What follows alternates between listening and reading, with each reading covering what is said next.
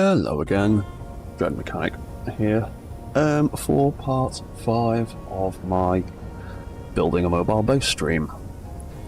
What did we do last time? Last time we set up the basics of some drilling arms on the front, and we added a whole extra set of legs to make it a bit more stable, so now it is a true arachnid with 8 independently functioning legs,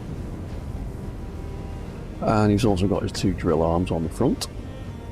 And we did a bit of work on some of the internals and the little command tower thing.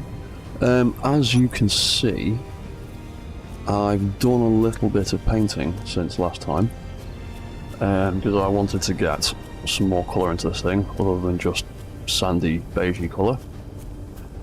So I decided to go with some rust kind of colours with a bit of a grey vibe to it as well. So I've done a bit of painting on various parts of the ship. I've made all of the internals look rusty. I've also added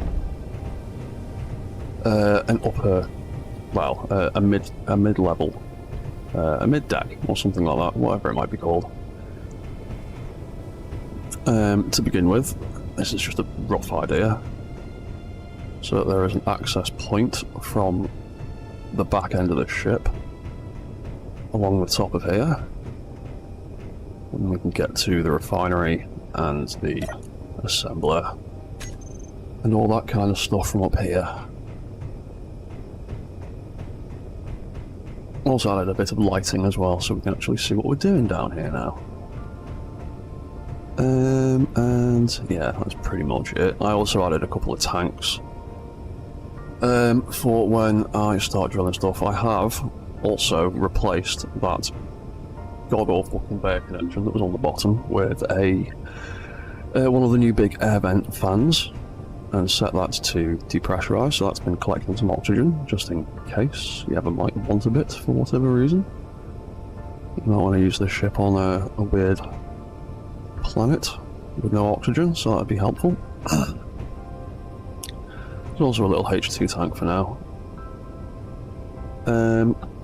because I'm nowhere near figuring out H2 requirements yet, and there isn't much that's going to really need it.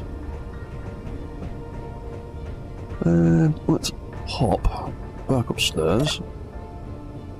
So I've done a bit of painting in here as well. A bit of greebling, so it all looks a little bit more interesting. Fish tank stands out a little bit more now against the horrible rusty colour. Oh, that was the wrong thing. What happens when you have holes in the middle of the floor? Right. And so the supercomputer is now rust coloured as well, and is growing bit by bit, slowly getting out of hand.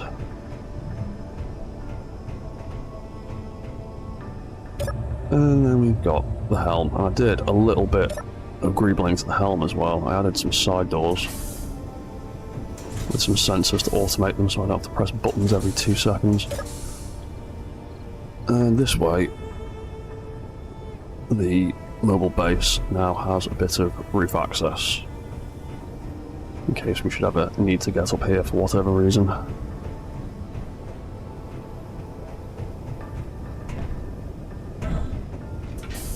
Yeah, it's got one of them either side. It works pretty well now. Doors are all automated. Well, those 2 doors are automated. There's more doors I need to automate yet. But I also, in my tinkering, where's the button gone?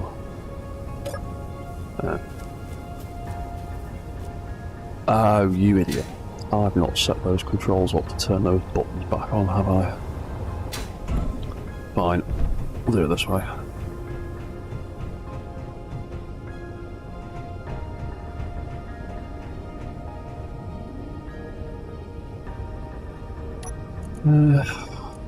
Damn it. There's something I've forgotten to do. Lift up. When we get to the top, there's a control somewhere that I've forgotten. That one.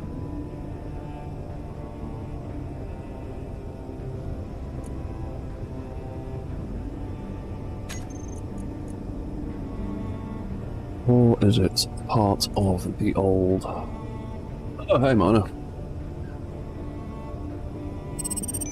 Loving all the access and catwalks and the little details inside.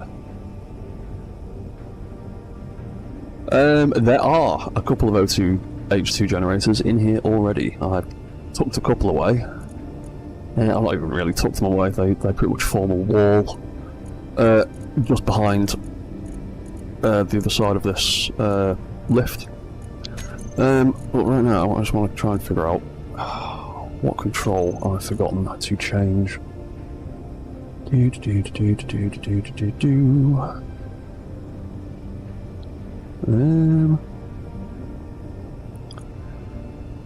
I'll turn those buttons off somewhere as a failsafe, and I can't remember where. I'll put them to turn them back on again. Oh yeah, man, I'm having a good day. Yeah, I'll have a better day when I figure out which button. So that's them all turning on. That's the other end.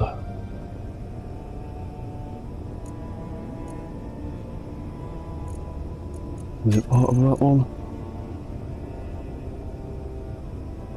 Oh yeah, it was part of that one, and I forgot that I need to make a group for the lift buttons. That's the one, so it's control the lift down one. Right. Buttons, lift buttons. These need a group, because I've got enough space left.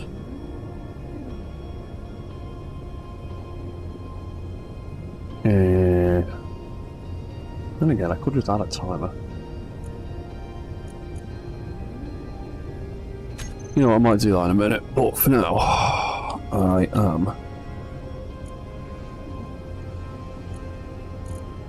gonna just do it with these groups for now. So let's take that out and replace it with lift buttons on. Right, so that should work now, hopefully. So I made another little addition to the lift. You can see a little green blinking light there. That is part of the addition. I also equipped it with some seats, so you can recharge and enjoy the ride down. And the new addition I made was I've added one of my little miniature drone designs, and he is pretty well automated, so he can release himself from his docking port and then he can just follow us around.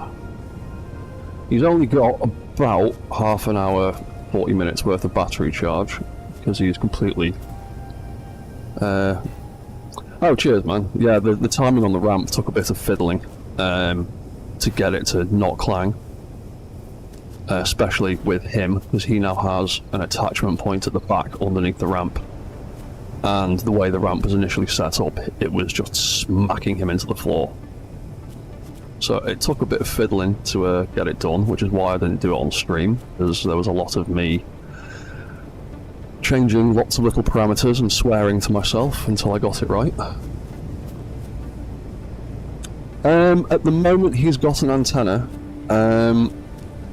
He doesn't have an ore detector at the moment, because there's not an awful lot of room left on him, and an ore detector is 2 blocks in space. I have debated it, but I might make an ore detector version, I'm not sure. He's just an experiment at the moment, because I was messing around with making like a little RC car type thing, and thought I'd drop him into this game and give him the same kind of paint job. But he works pretty well. and you can follow me around. I could put it behind the searchlight, but his searchlight has got a little. I put a weapon rack back there, so that he's got a little bit of storage at the side. I mean, I could, I suppose, change that to an ore detector. But he also has power issues because he's so small. Yeah, I might do that, but I like having the little weapon rack at the side.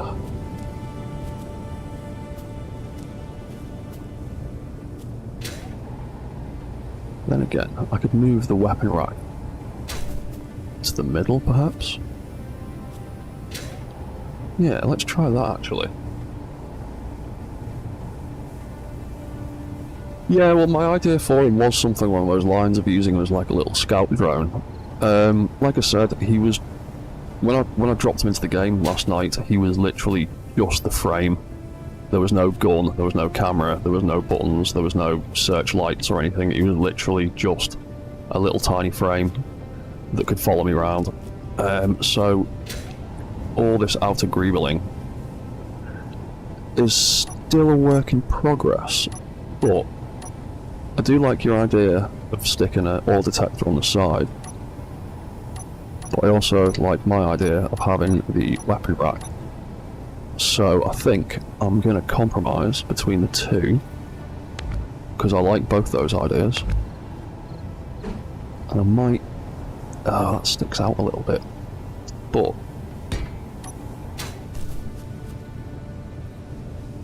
still accessible though.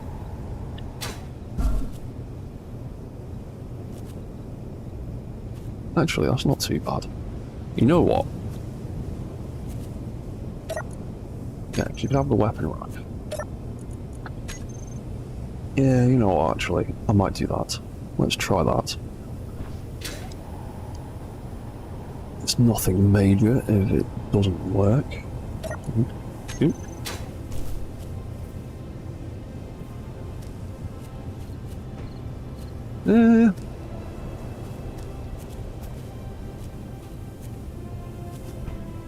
Yeah, I might go with that, because he's got it. Because I need to leave that connector exposed so they can get picked back up again. So, you know what, let's... Well, that was bound to happen.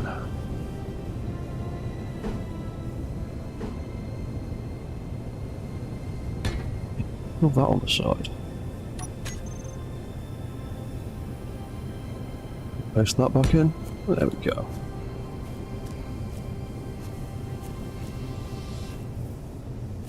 Yeah, because then his profile at the back is a little bit more symmetrical as well, because you've got the arse end of the gun and the arse end of the ore detector.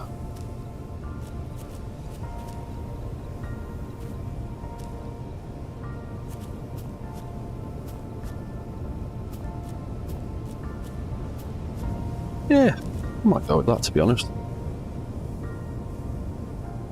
Ooh, that's awesome. That's good.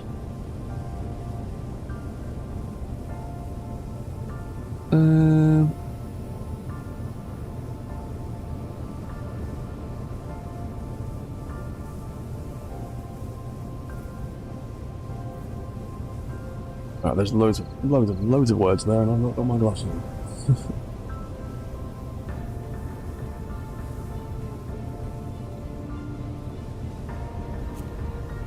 Yeah, I really like the it's just a little thing I've started doing recently is using those button panels as like a functional greeble, because we've got quite a few of them now. And where are they? There they are.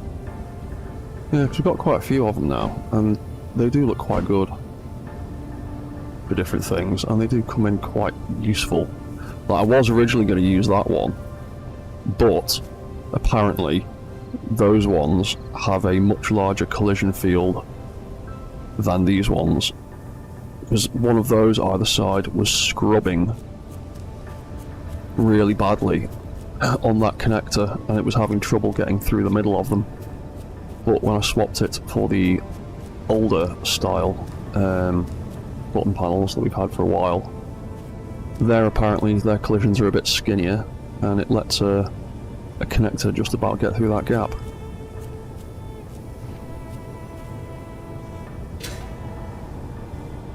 Yeah. You know what though, I might try changing that little panel there.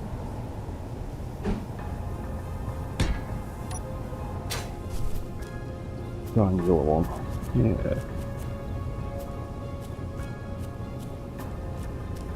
Yeah. Something like that looks pretty good. Right, let's have a look at that ore detector.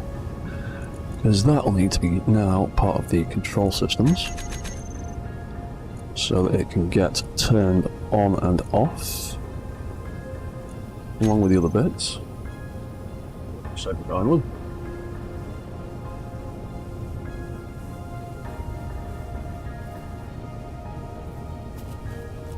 Oh, I always reply to the chat. I like having the interaction. I like talking to people. So I'll always try and respond to people dropping messages in the chat.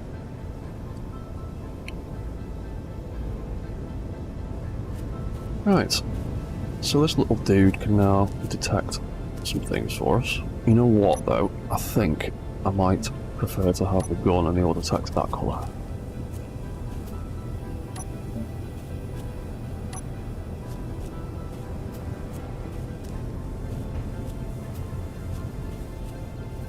Yeah, I like it a bit better like that.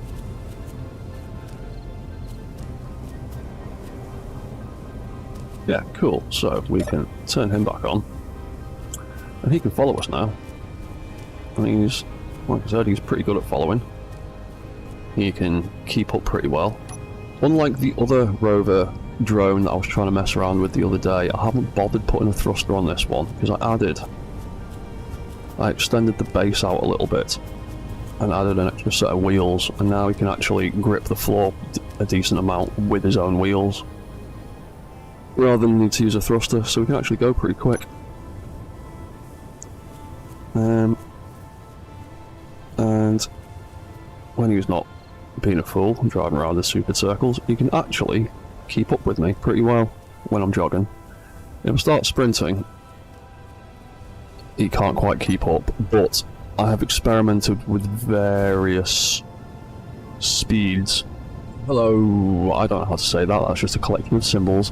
Vanilla, yes, absolutely. It's all 100% vanilla. The only mods I've got in this game at the moment is build vision, and sneaky sounds to make the tools a little bit quieter. But other than that, completely vanilla, no mods, no scripts, just me and some blocks and some DLC. But yeah, when we're done with our little dude here, we can either just turn him off, or we can, to get him back into his little position, we can take control of him. We can turn off his AI and drive controls and take control of him ourselves. And you can see at full pelt, he sort of flickers between 2 hours and 45 minutes depending on how hard he's pushing. So he's got a decent amount of battery life in him. We can drive him around. The little rover is cute. Yeah, cheers, man. Main base does have an ore detector. It has a big one just there.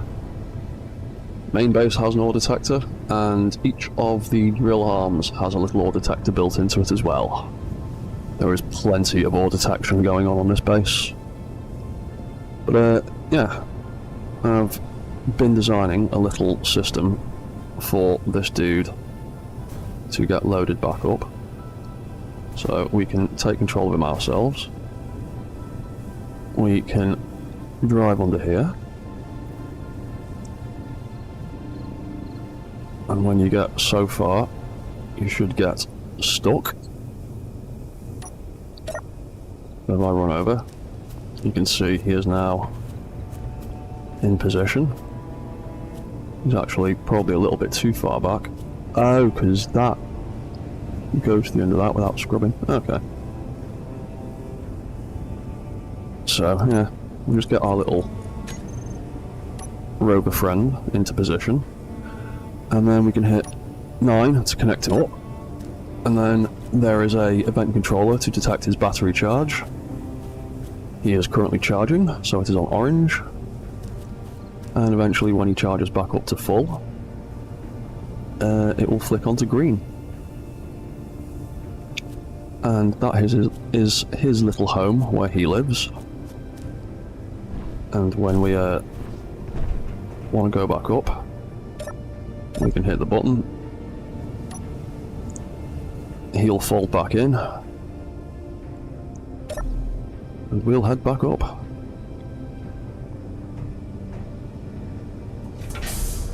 Eventually his battery charge will get to full. And the light will kick into green. Come on, light. How far off are those batteries? Fully recharged in 1 minute. That'll take a while. But yeah, he has got a little home to live. Because the way I designed the door loading bay, these hangar doors are 3 blocks long, so I had to have a 6-block space, which left a big gap at this end of the lift. Because obviously you can't centre that piston along an even number of blocks. And then originally there was just more of these catwalks here, but I thought there's a big like 2-block by about 2 block space here not being used,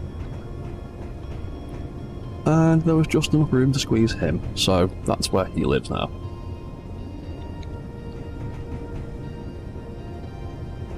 But yeah, he's only little, and I can't really squeeze much more onto him, because yeah, when I was redesigning him, originally he had his gyros at the front because of the way I'd arranged the blocks, and then I rearranged the blocks, put them on the back, and the whole thing tipped backwards because the gyros are so heavy.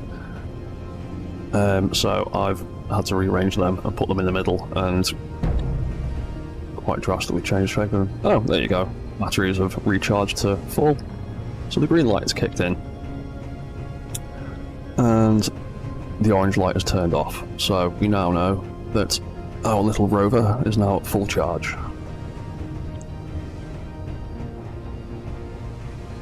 And yeah, I just added these catwalks just to fill the space for now. I might do something with this space later, I'm not sure what yet. Ooh. Battery fully recharged in 2 days.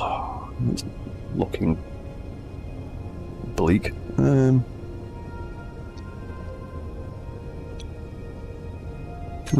It's charging, but yeah, what am I doing? Right. Back upstairs. So the thing I wanted to actually test out for now is the drill arms. I want to make sure they actually work properly. But quickly, I also added in one of my aerial drones and gave him a paint job to match the rest of the vibe at the moment. And he's just set to patrol around this beacon, so he's just following the base for the moment. Wherever the base goes, he follows close by.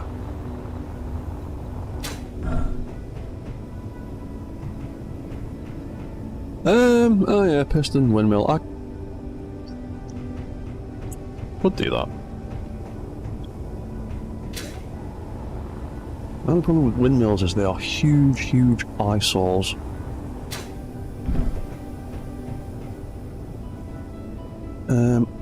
But for now, I wanted to actually test out the drill arm and see what that does. If we run out of power, we can do other things with power, but for now, so we've got these drill arms. I've positioned myself directly above some iron, so I'm going to try and see how well that works. I've redesigned the drill arm slightly because I realised that having the cameras in the centre of the drill was getting very disorientating as the camera was spinning around and round and round. So I've swapped the camera for an ore detector and put the camera up here instead now, so that we've got a slightly better orientation while drilling.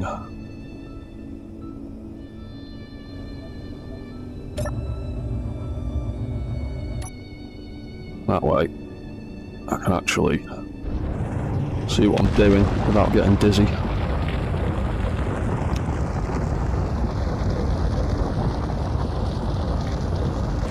Right, so we set that up to be able to spin the drills when we click the mouse button. And we've also got our... yeah, we need to work out a way of doing that. We've also got our manual piston controls, so we can dig down.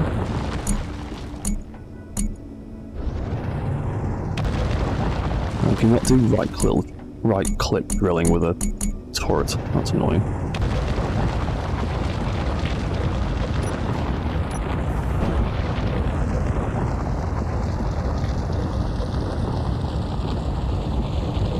Oh, that's something we could do. We could also try and set up an ejection system.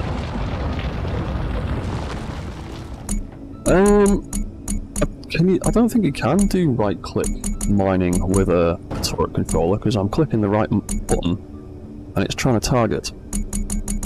You can hear it making the targeting noise.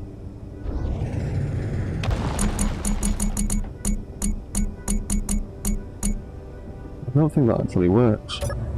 I know that the spinning motion doesn't work if you just slap the drills on the toolbar and use it that way, because I've experimented with that before and it doesn't really do an awful lot. In fact, it doesn't do anything.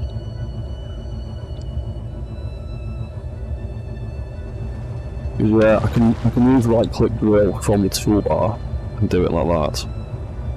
That's fine with me clicking the right mouse button, but if I switch to turret control and click the right mouse button, it just does the targeting noise. And I wish the turret controllers would recognise the difference between tools and weapons, because when the hell are you ever really going to try and target something with a drill? So that's a bit of an annoying trade-off.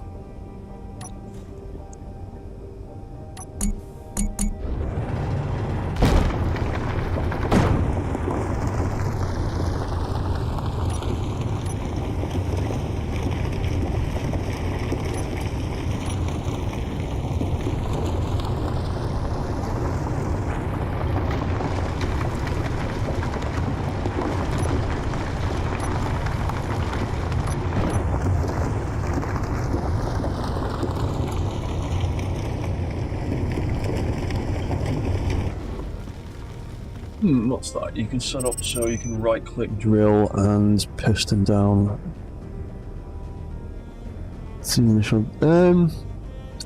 Yeah, you could do. I'm still trying to work out exactly how I want to configure the controls for these things. So that is a possibility. I want to do that. I would need to have, let's take that and that and that off. But I need, those are the controls for the turrets. Those are the controls for the pistons.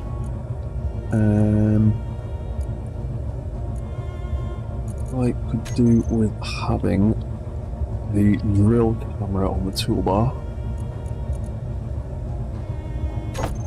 so I can see the two separate drills. Actually, I'll just have that one because we're just playing with the left-hand drill at the minute. Because those are all just the left-hand drill controls. Tool, drill. So, that way we could hit that for camera control, hit that for drill control, use the right mouse button like so. Oh look, some iron, there we go. Right, so then we could then switch to to turret control, like so. We're now in control of the turret. And I think I've reached full extension with that section of the arm. Yes, I have.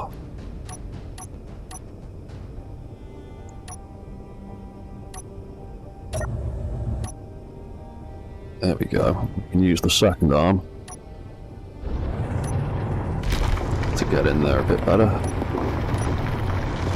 It's between the two pistons and the two sections of the arms. We've got 20 meters worth of extension we can make use of.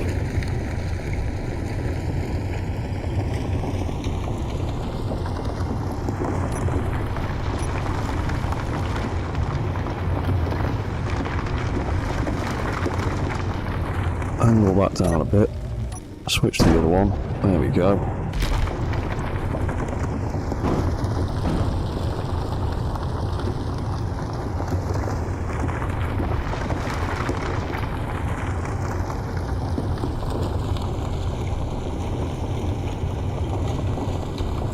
Right, that dug a nice big hole straight through the iron.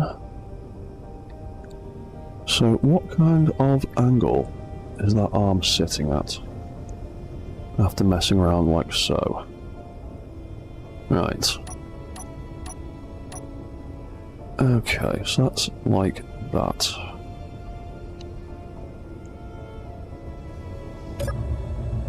One part there.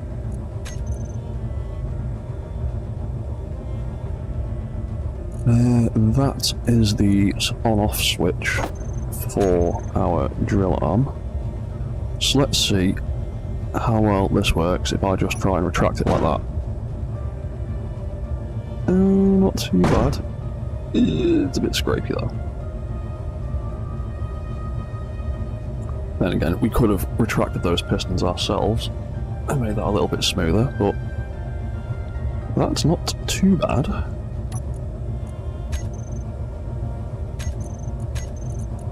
And all that, we gathered up a nice little chunk of bits. That's all gone up here for some reason. Oh, and a load of it's gone down there, and that's processing it. Oh, because we drilled an absolute buttload of iron out of that. Okay. Cool.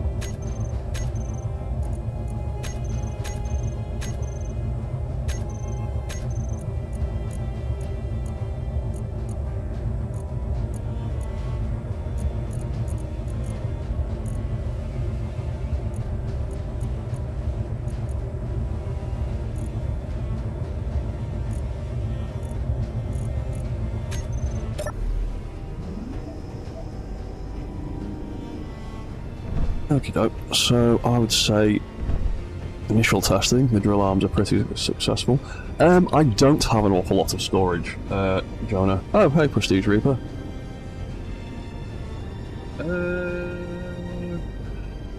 I possibly would do things like that, but this one at the moment is I'm trying to make this completely vanilla, and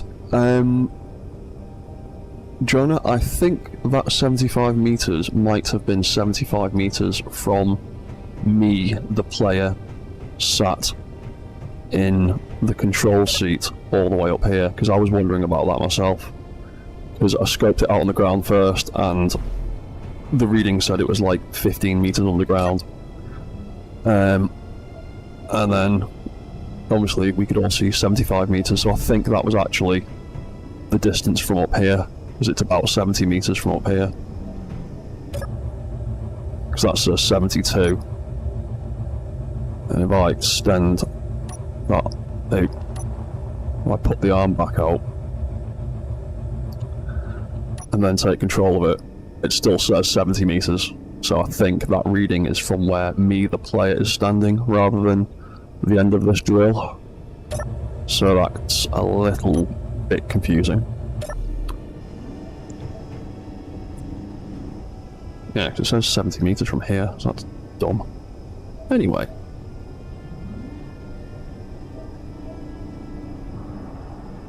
Right, so...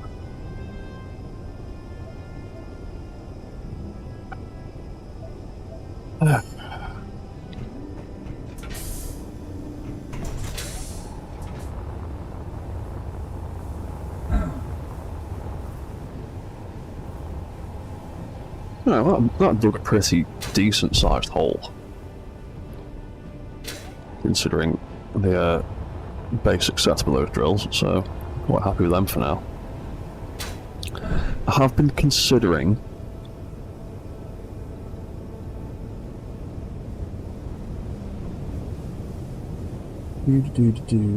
what's that you're saying?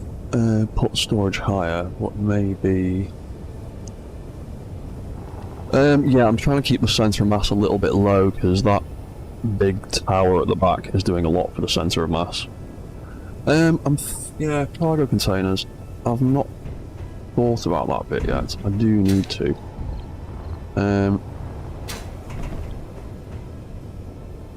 Problem I always have with cargo containers, regardless of whether they're large or small grid, is they're all becking awkward shapes.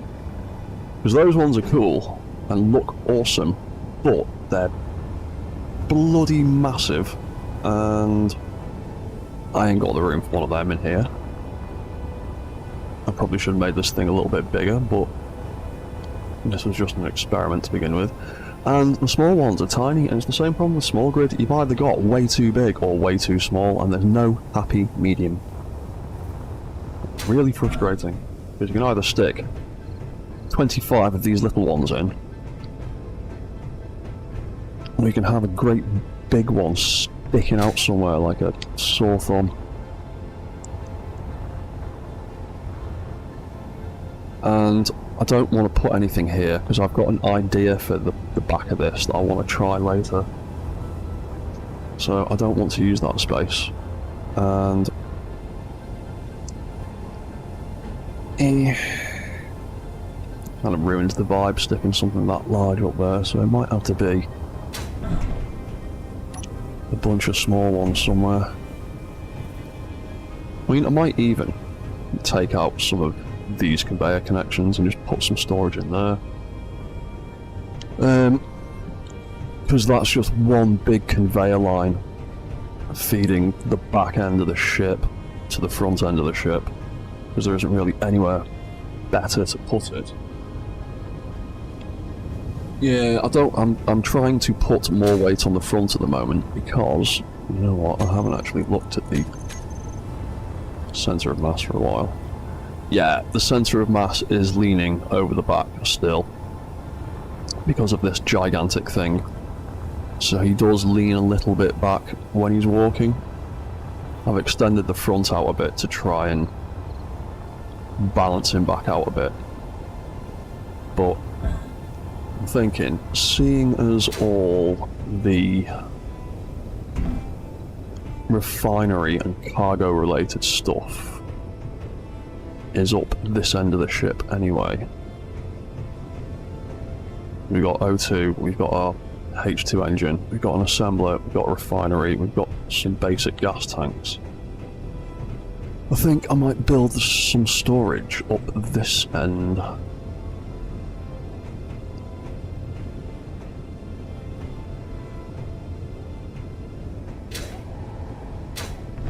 I think I might take out those two blocks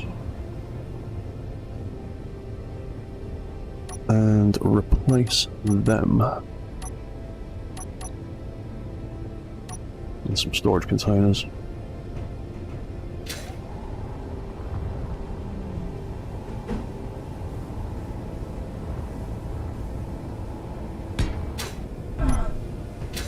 And now, so we've at least got a little bit of it down here.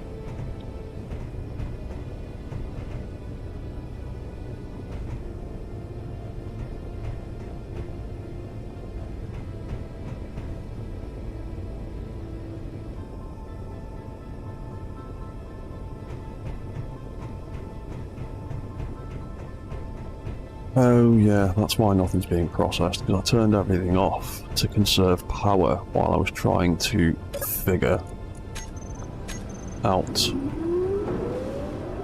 Right, so if that's running,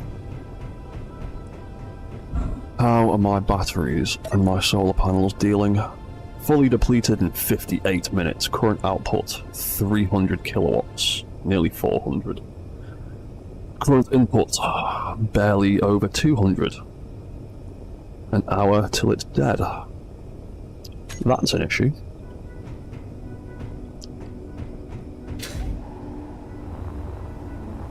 Because I really like the look of these new solar panels. They're really cool. And they are all running at basically full capacity. All lights are green. And they definitely add to the whole air traffic control tower type vibe. But it's not enough. So, shall we go for the old wind turret? Wind turret. That's the wrong word. Wind turbine, or whatever you want to call it. Where have I put them? There they are. What have we got these days? We've got those turbines and those turbines. They look cool, but they are fucking huge. I don't really have the room for that kind of thing on here. They're cool, but again, this is my problem with wind turbines. They stick out like a sore thumb. And I'm not too into the design of them. I would rather try and squeeze in more solar panels and greeble them into the design. Yeah, because wind turbines, they spoil the vibe and they're moody. They need lots and lots of clearance to work at full capacity. If you try and pack them in too tight, you get diminishing returns.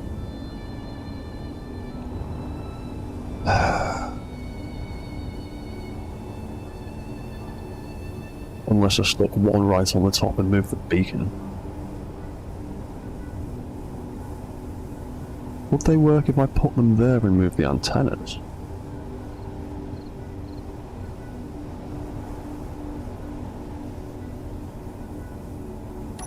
What if I did something really stupid? Turn that off for a second. Right, daft idea time. What happens if I put... Yeah, they're way too big. That's just absolutely obscene.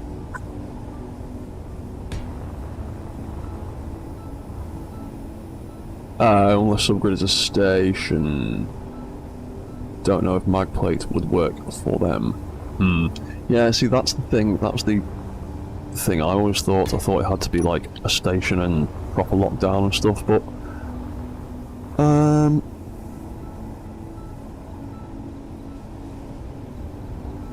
because they're on and they don't seem to be doing an awful lot right now. Well, we can just about... Well, we'll just test it quickly, because I can't remember. And it can all just get deleted in a second anyway. But I've got a feeling that you're right, and it's not going to make a difference. So I think I might have to just, for now, try and work out where to put more solar panels. Because I could just slap a reactor on here and spawn and load of uranium, but that kind of defeats the point of trying to make this thing like be able to survive. That's locked down, that's doing back all in it, and then I'd have to change the thing to a station, wouldn't I? Yeah. Smeg that idea. It's fair enough anyway, because, like I said, I don't really like the wind turbines that much. I just don't particularly like the look of them. Where's that cap gone? There it is.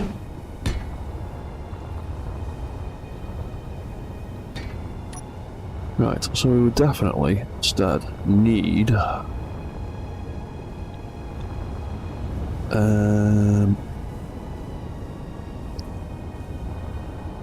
more solar panels.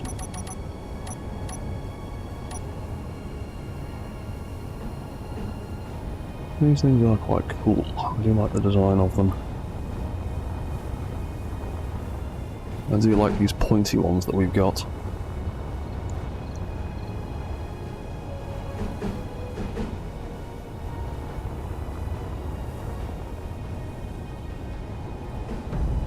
Though they have no connection points on the side.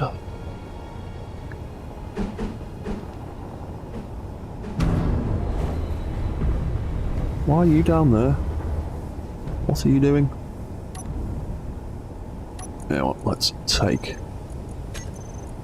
that out. Let's move you over there, stop titting around. I need to set up some better controls for him anyway.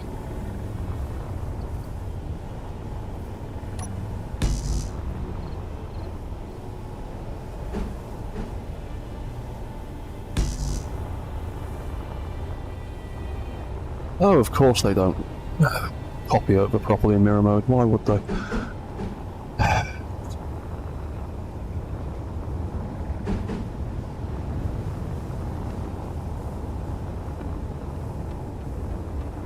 Like that. So they would be something like that. Something like that, maybe.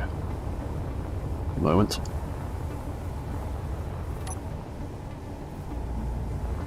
Any better that colour?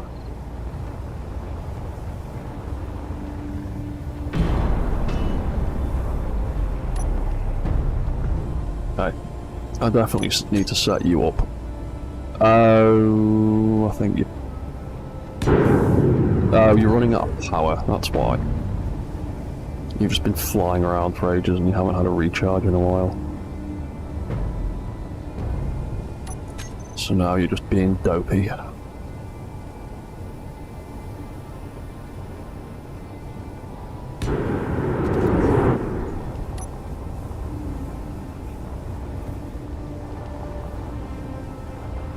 Come here. Oh. Do.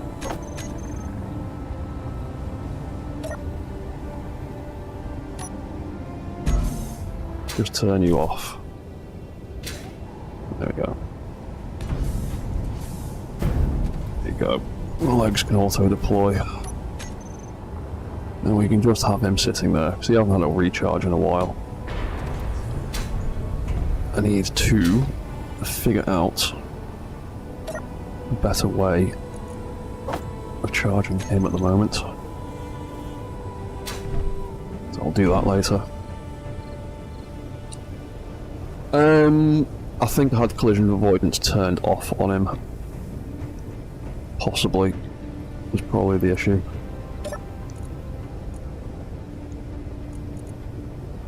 Yeah, I did. Because I've noticed collision avoidance has issues when flying low to voxels. I'm almost certain that there's phantom voxels that you can find in the air. Like, that you can't see, but are definitely there because I have seen grids that can detect voxels reacting to stuff 100 meters in the air that they absolutely shouldn't do.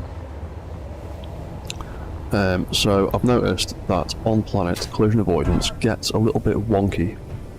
In space it's not as bad, but on planets it seems to have problems, particularly in mountainous areas, trying to work out where the ground is and what it's supposed to be avoiding. Which can get a bit bloody annoying. Right, so we added some more solar panels. What's that doing? Fully depleted in 11 hours, rather than the ridiculous amount that it was before. What was it? An hour earlier. Yeah, because that's still chewing through stuff and using power.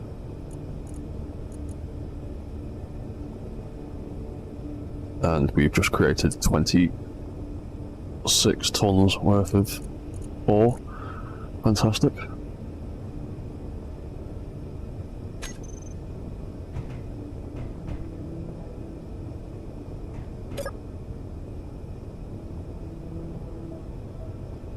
I have thought about solar panels on the drone. Again, it's a size issue. The solar panels are really cool for a small grid, but they are quite big. A little bit bigger than I was expecting. They might look quite cool as like a set of wings for him.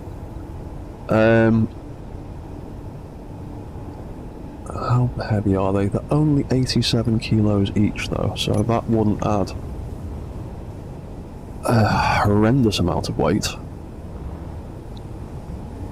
Bonus thruster positions. Ooh, actually. I'm gonna make a copy of that drone, in case I break him. Yeah, I do wish they were smaller as well. It's like I said, that's the one issue I have with using them on drones is they're huge. They are absolutely huge.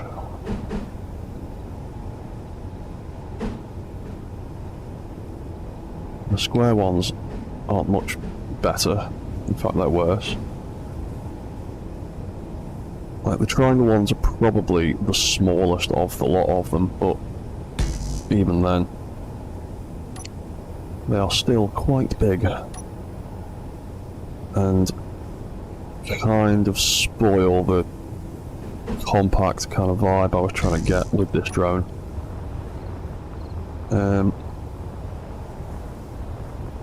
Because yeah, they add an extra 1, 2, 3, 4, 5 blocks of length to either side. I mean, they are charging very well.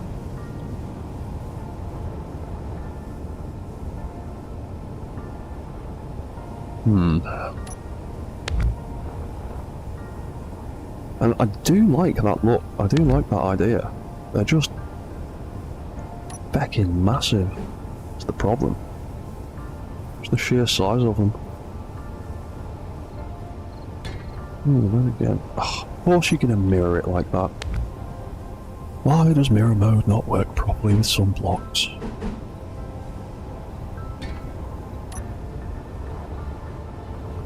Something like that. It tucks it in a little bit.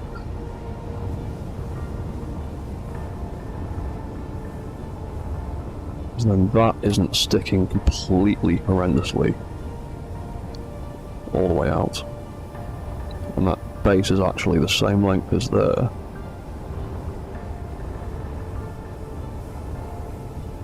You know what, I might do that on the other end as well.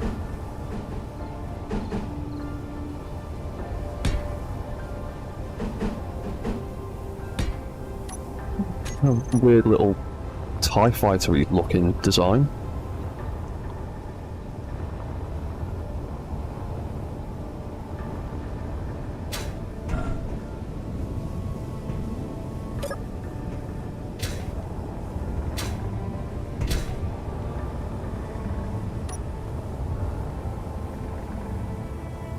Oh, the only problem is... Oh, yeah, because... where the hell are you going? Do you know where you're going? Are you just flying off to nowhere? Yeah, okay, what are you doing?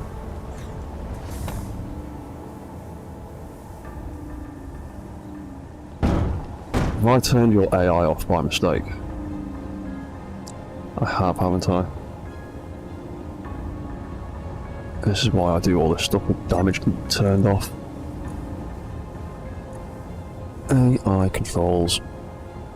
That's on, that's on, that is on. Why are you behaving like a fool?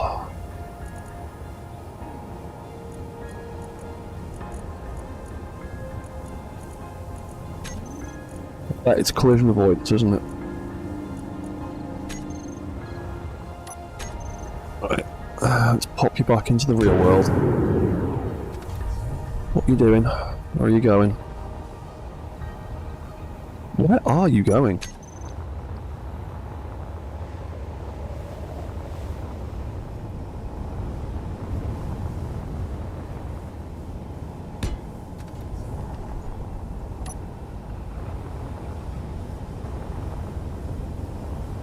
You're definitely on a mission somewhere. Oh, oh, oh. There you go. AI's behaving normally again.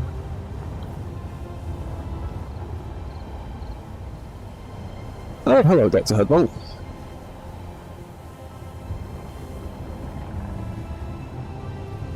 What's that? Yeah, it does change the design quite drastically. But, you know what, I kind of like that for now, and it doesn't seem to be drastically affecting him too much.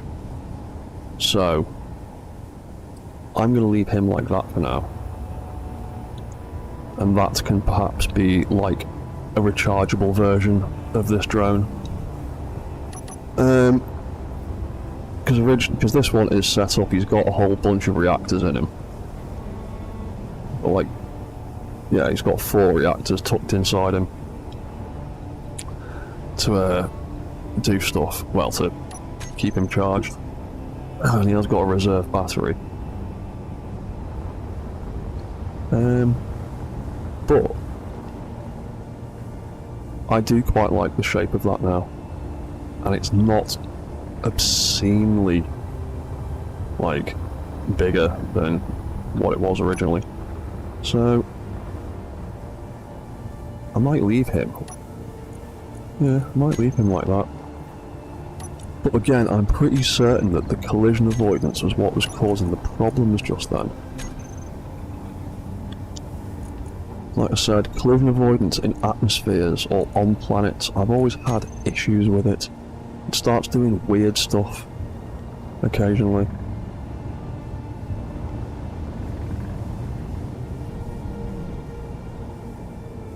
And I don't trust it half the time.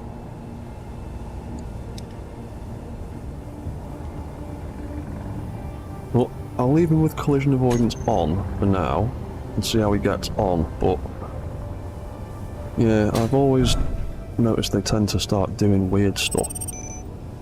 Reacting to things that you can't see.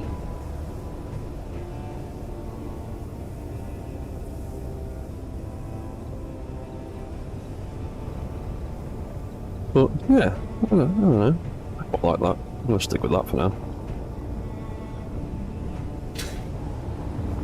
Oh yeah, we need to turn that back on so our antenna continues to spin. Yeah, see, look, he's doing weird stuff now. He's getting confused. Off you go. See you later. Right, so drills work. The drone has a way of charging. Power consumption, still a pressing issue.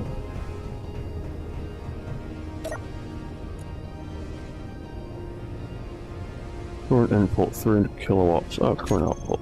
Oh, so we're getting 300 now with those extra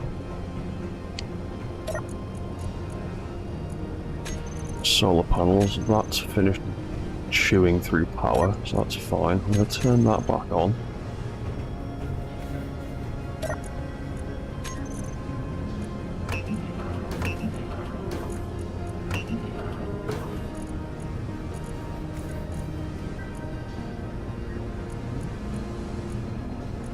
See how well that does. Making a bunch of stuff. Just throw a bunch of stuff in there for now.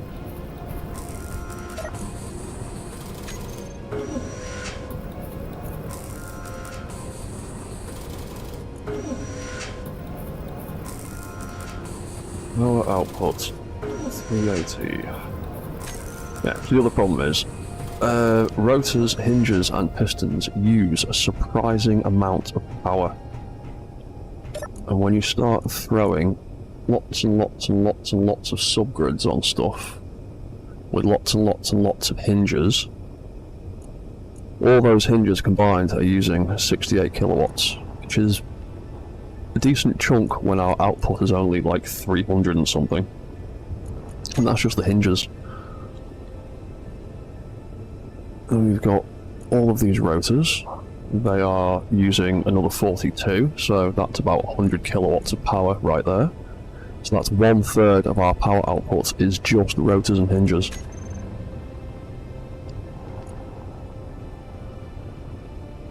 And the controllers, they're only doing 4 kilowatts, so that's not a massive amount. Pistons are 8 by themselves. Lights only use 240, so that's really not an awful lot. But the power consumption does stack up pretty quickly. So there's 26 kilowatts there just for all of our turret control, event controllers that are upstairs. So it does add up quickly.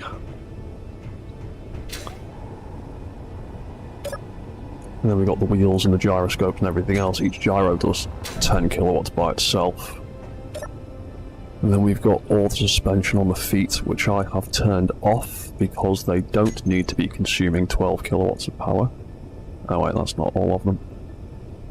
That's the wrong ones anyway. That's those ones. They're all off because they consume 24 kilowatts of power and we don't actually need them running.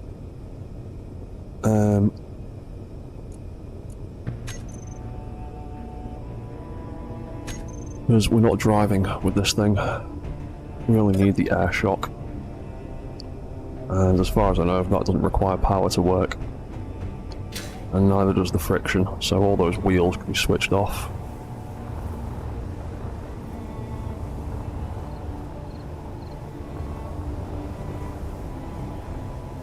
You know what? I might do a little bit of the greebling that I did on the tower. Where has it gone? There we go.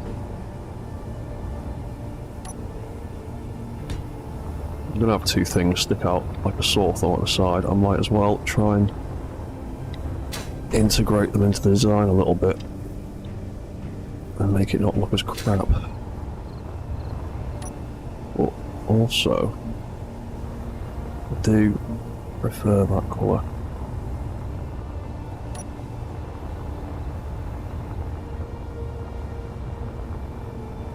And we could also use the bottom of this, I think, mounting some things on, possibly. I would like to create some sort of work lights. Right. So, we've got arms that work, we've got a drone that is now more or less self-sustaining with power. It actually kind of looks cool.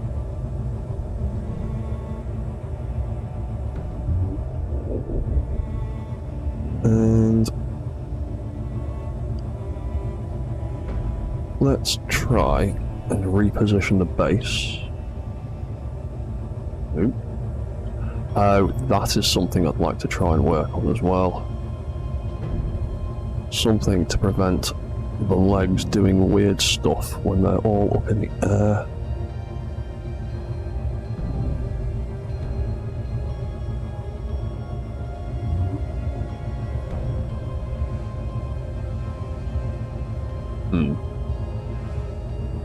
The feet are still catching on the voxels a little bit, making it do weird stuff, because I'm trying to walk backwards and it's kicking us forwards, because those back feet are snagging on the voxel a little.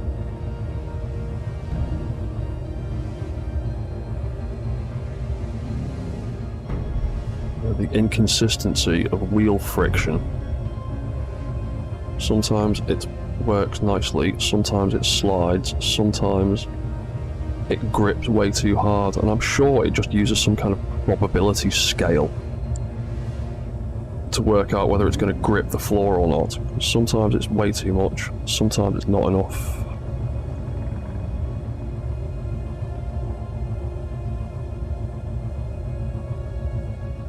I'd really like to know how the friction is calculated in this game. Come on, just walk backwards up the hill, thank you. See, there you go, that back foot, the tyres snagged into the floor and kicked it forward, rather than lift up.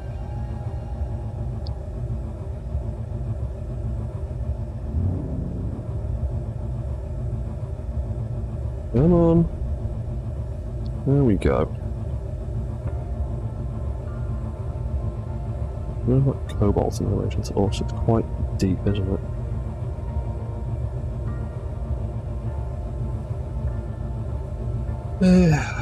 Yeah, so, right, let's see if we can't try and get into that cobalt from where we are now. Right, we can deploy that arm.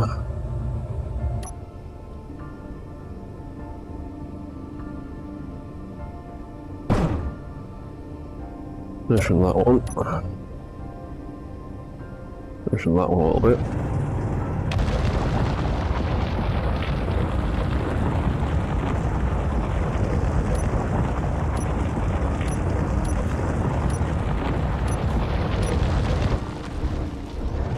Oh yeah, and then we're going to try the other idea, weren't we? So we can use the camera to aim. We can select the drill from there. And we can right-click drill. Put out a big hole that way.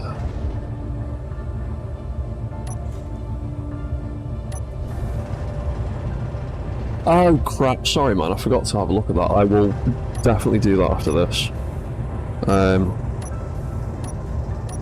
Remind me or ping me another message on Discord so I get another notification, and that definitely reminds me.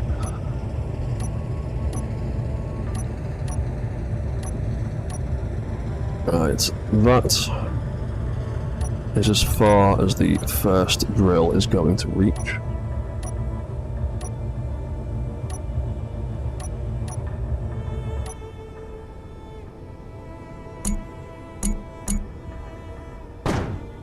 Position that one like that.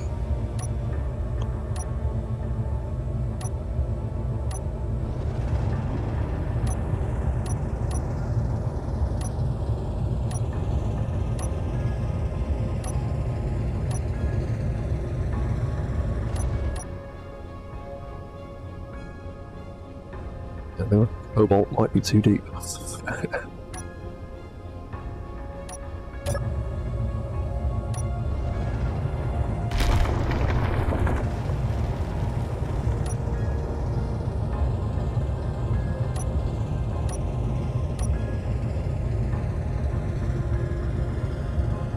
No, no.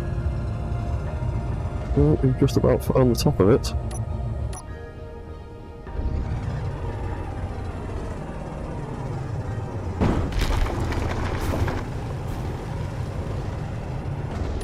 Oh, but it is just out of reach where we're positioned. That wouldn't be too hard to fix. We can just pull that back.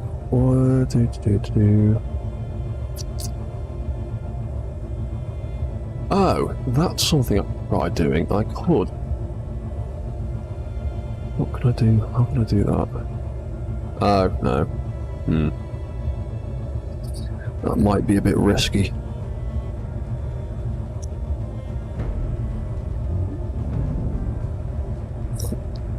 Just shift the whole thing forward.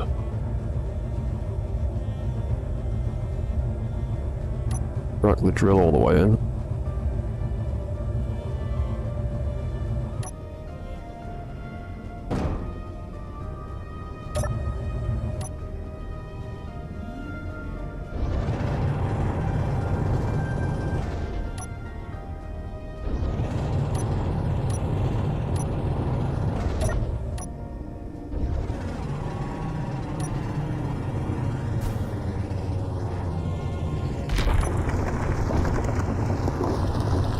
There we go.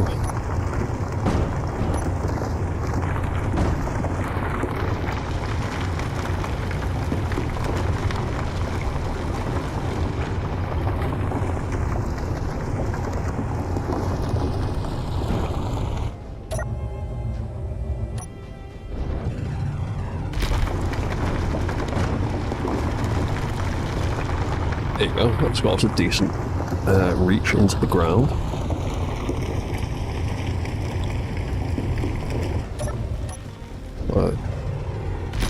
Alternate between the two secondary arms a little bit. Boom. There you go, a decent chunk of cobalt.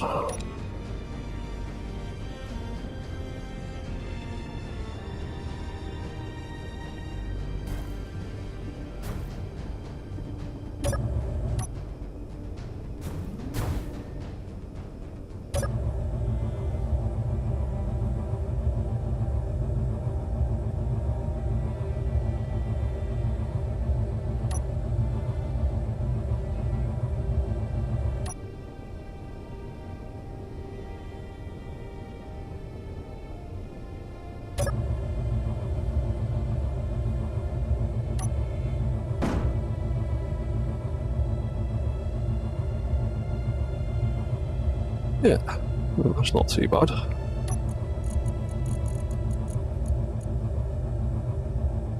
And we managed to get a huge, ridiculous chunk of cobalt out of that. Oh yeah, I'd say the drill arms work pretty well at the moment.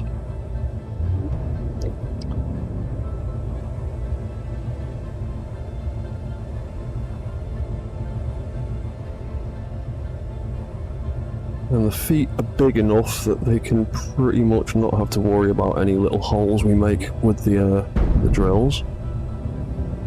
We've got enough feet that we're not going to fall down a hole.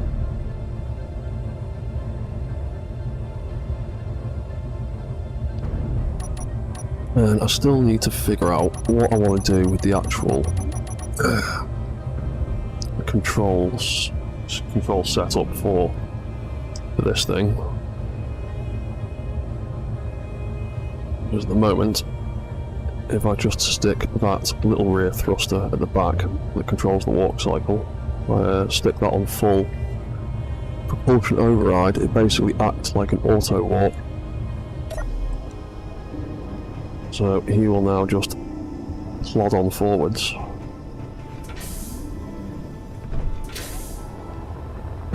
Of his own accord.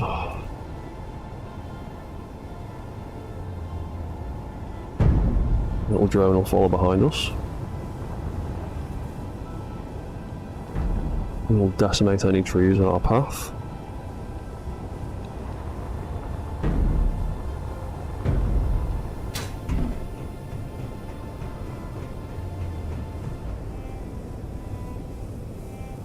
And he's actually fairly decent at climbing hills as well.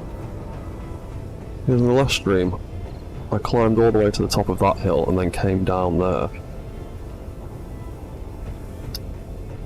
And we're currently climbing this on a bit of an awkward angle. But he seems to be doing fine. Still trying to find the perfect balance of wheel frictions in the suspension.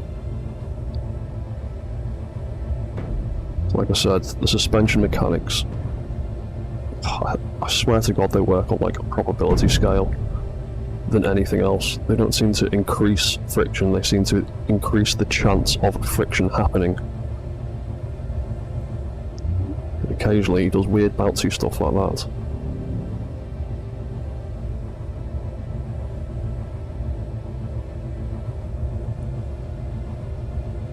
But it's still plodding along without any issue.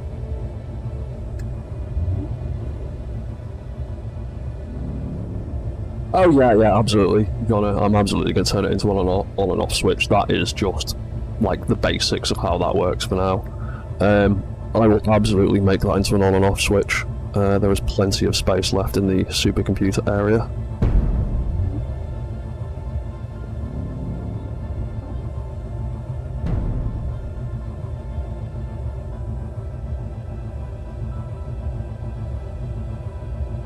that tree too big for you to smash through? Have we not generated enough force to get through that? Yeah, let's back up a bit.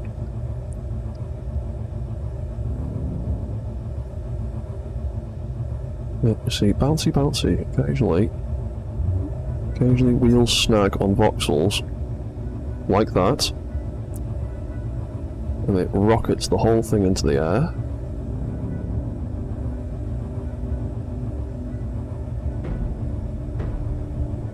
Right, there we go. So, yeah, actually, while we're here, I might as well build an on-off switch for that walk mode so I don't have to always press the button.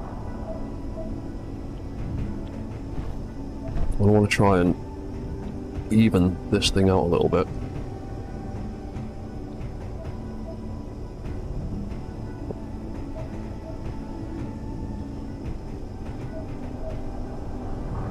Do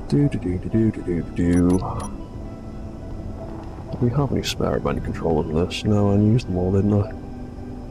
Yeah, I will. In that case, I will need to make an on-off switch for the thing I want to do. I will need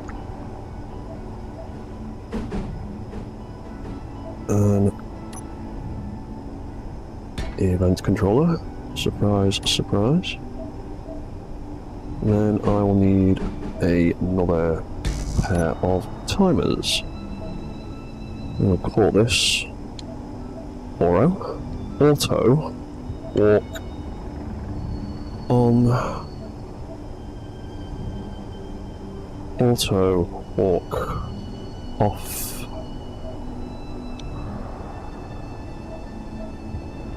Well, Auto Walk On / Off. Then we need a switch. So I've set up a couple of screen settings here, and the plan is to have all of the on-off switches for stuff built into this screen.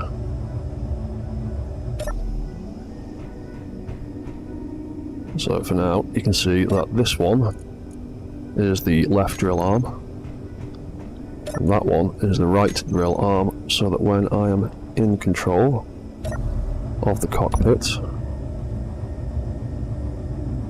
and activate that drill arm, that sign comes up to let me know that the drill arm is active. When I turn it off, it retracts, and it also turns that sign off. So, what sign do I want to be auto walk control?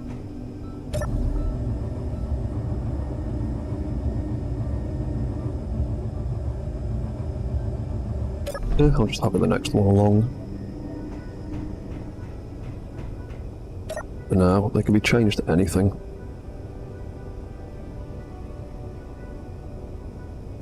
I'll have that as the auto walk sign. Auto walk. So on, that will be walk thruster. Where are you? Control. Increase. And because I'm lazy and don't want to have to set up 2 controllers to do this, because thrusters, as far as I remember, increase thrust in increments of 5% with each command, so you'd need 20 commands to get to 100% from 0, which would need 2 timers, one triggering the other, to do it that way. So the other way is just to do auto walk like that. Just do it once and get it to trigger itself.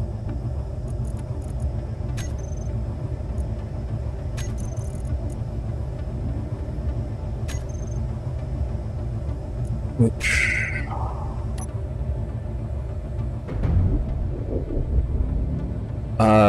I've just triggered the wrong damn one. Didn't I? Auto walk. Forward override. Yeah, I did the wrong one. Fool. I actually need to just change that. Yes, I changed the wrong one. Auto walk on. Setup actions. Walk forward. Control thruster. That's the one. Increase. There we go. That's shot all the way up to full.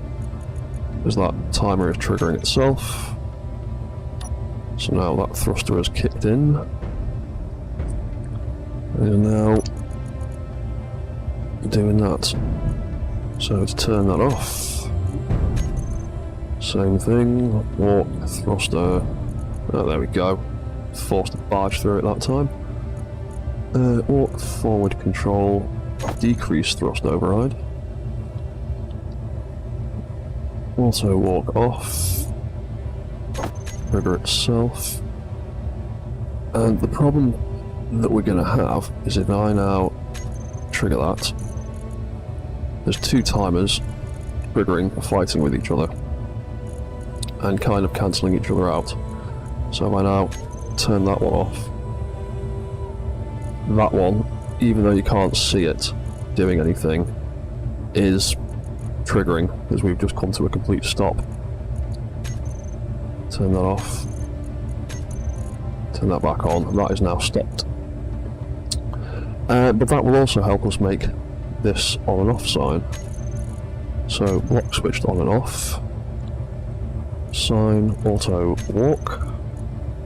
When the sign turns on, we want to stop and turn off the walk off timer, and then start and trigger the auto walk on. Then we want to do the opposite for when the sign turns off, and then that will create our on and off switch. Oh damn. So that stops, that turns off the off button, that turns off the on button, and then we can turn on the off button, and then we can trigger the off button. So now, sign, wrong one. Auto walk sign, stick that there, flick that on, flick that off, and that cycles through all the controls. So that now turns that on and does all that. If we turn it off, it does that. And if I stick the auto walk timers on the toolbar, you can see that in action. So you can see the off command is currently switched on, and the on command is currently switched off, because that is switched off. When I turn it on, it swaps them around, triggers them, and off it goes. Turn the sign off, it does it the other way around. I need to adjust some of your friction settings. You're sliding down that hill. That's what I mean about the inconsistency of friction in wheels. You all just saw him slide 40 feet and then suddenly stop halfway down the hill and then slide another 10 feet and then stop again on the same incline. Friction is calculated weird in this game, and it annoys me. Yeah, and there you go. It's one toolbar now. Because that right there is pretty much the same way that the manual controls that I've built work. It's just a timer triggering. It's an event controller triggering timers turning on and off, depending on an input. So it's real simple. I mean, yeah, that's just an on-off switch now, and we can have that switch there. And as you can see, turning on and off makes that kick in.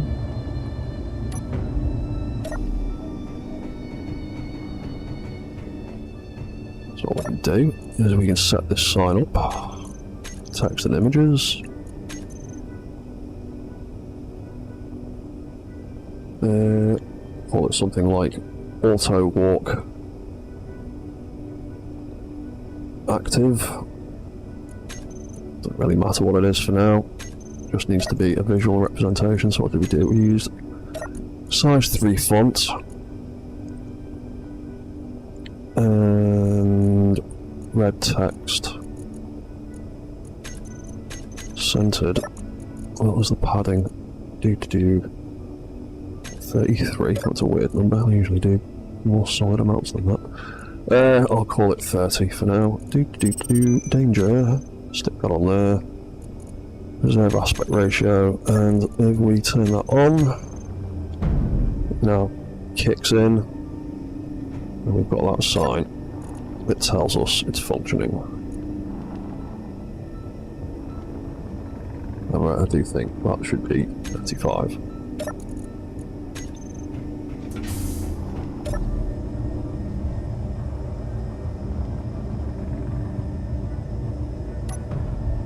Yeah, then turn that off.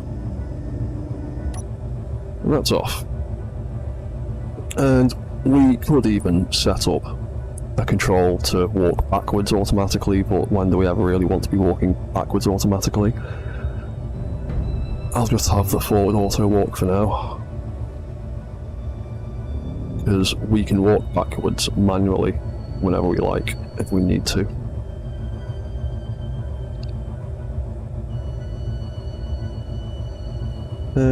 But yeah, so then that and that can go.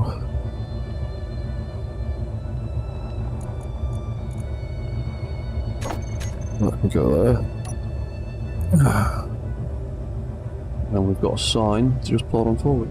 Would an emergency stop, like a little piston on the legs that deploys a mag plate, be worth it? I'm not sure if that would just cause more clang in the long run.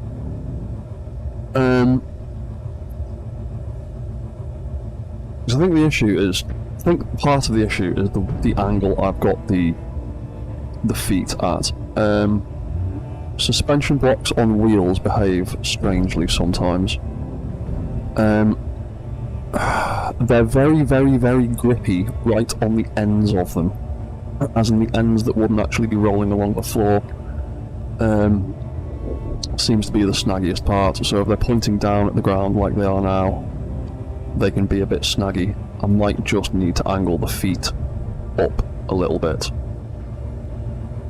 so that they're not catching on the floor quite as much. But then the trade-off is, if they're sitting on the flat edge, like their rolling edge, then the wheels have a better time of just rolling around, and rolling instead of actually generating friction, which can be a bit of a pain.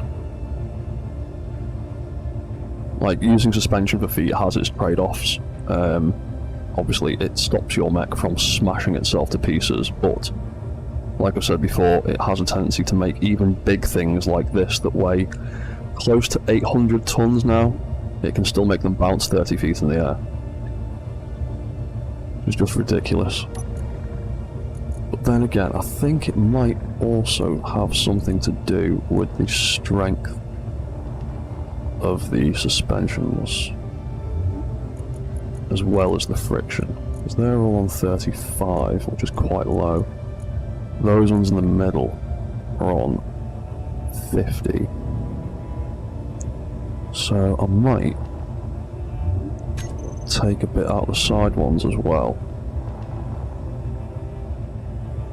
So if you have the suspension strength set to 100, it'll just act like a pogo stick. Whereas you have it on 0, it's like having like a wet piece of tissue paper, it just does nothing. So there's a fine balance between the two.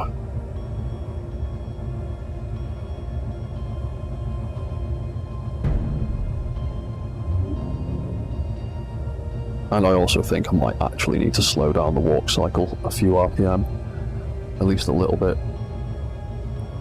There's 800 tons moving at between 6 and 8 meters a second is actually, it's generating quite a lot of force.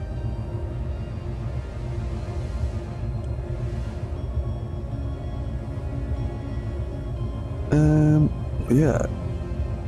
Here's an ice lake. So let's see. We can't find a reasonable way down to it. Test the drill right on some ice.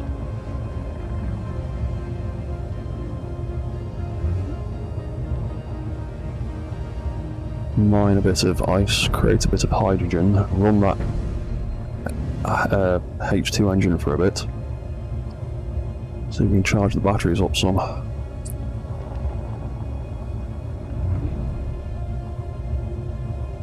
Yeah, you know what, I do actually quite like that drone now, with those little solar panel wings. I think it looks quite cool.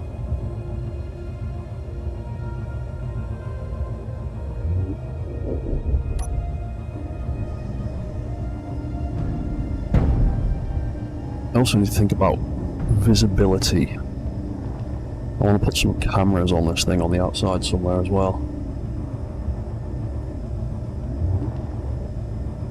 Nope.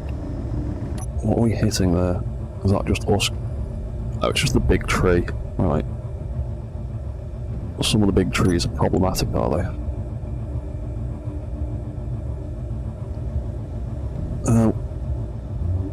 Luckily, I built a reverse function so I can back away from the trees.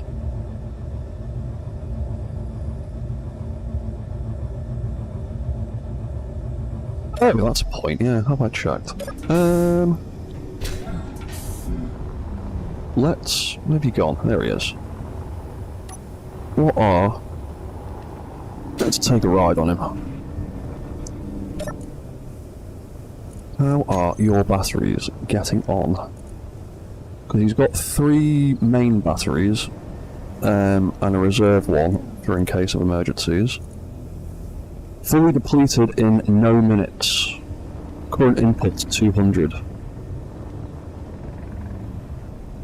It looks like those 4 solar panels are doing him pretty well. Did I put any uranium in him? I can't remember.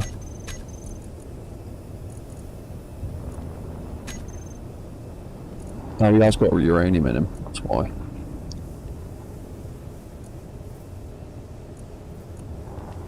Oh yeah, those reactors are full of stuff at the minute. Turn that off. How well do you do? Not at all. Okay. So you do still need the reactors.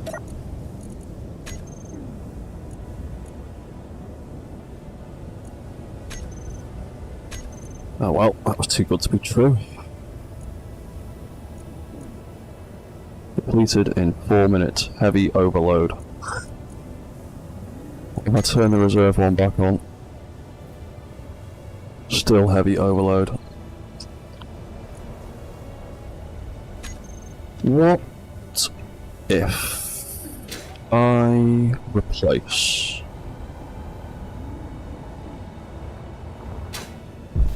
all of your reactors with batteries?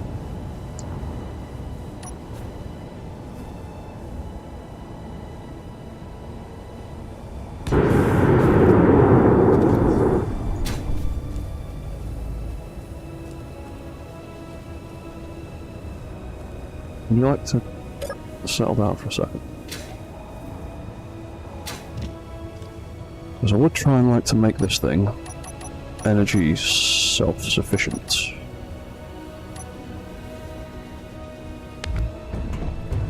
Yeah, whatever.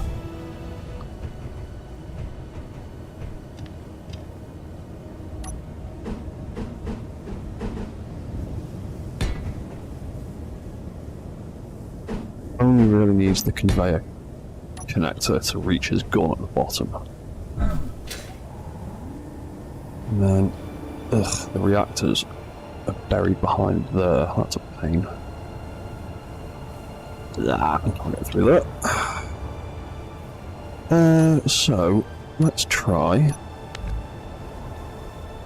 having... the direction underneath all the other batteries, aren't they? Right. Let's get rid of all that. Oh, I need to turn those cases off. They annoy the crap out of me. I wish it'd still just drop the parts rather than the case. The cases cause so much clang.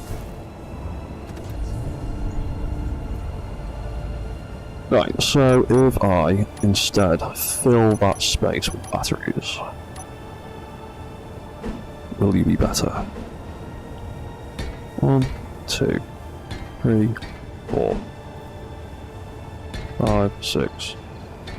Right, so you now have an absolutely obscene amount of battery power. Is that going to completely screw your power to weight ratios? Probably.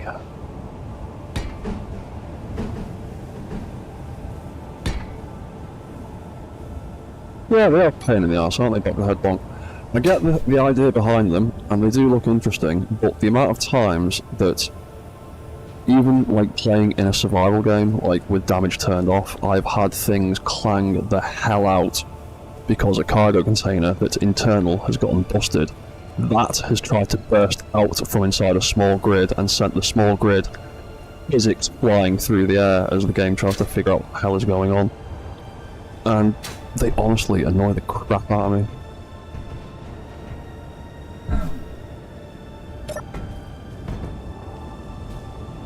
There you go. Fill them with batteries.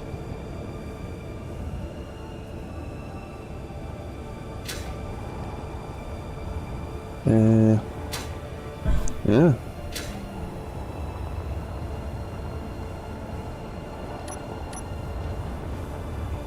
Oop, going down. What's going on? Is that you following directions, or is that you having power problems? It's hard to tell. Oh, it's flicking up power overload. Wow, heavy power overload.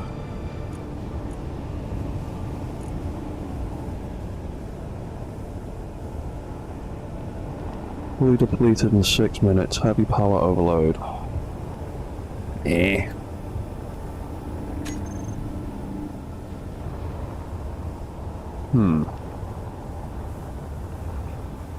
How's about we just turn you off?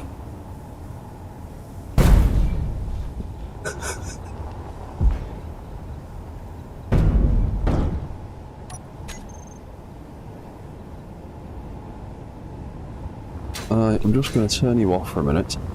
I'm going to leave you there to charge on the deck.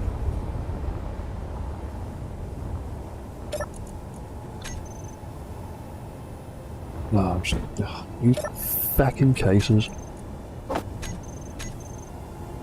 Because you can't control, you can't cut them out of the game either. You can cut items out of the game. You have to physically go into every single one of these boxes to remove them. You can't just cut and paste them like you can with individual items. Like if I take that uranium out, I drop that uranium on the floor, that uranium's a nuisance to me, I can cut it out of the game. You can't cut the fucking containers out though.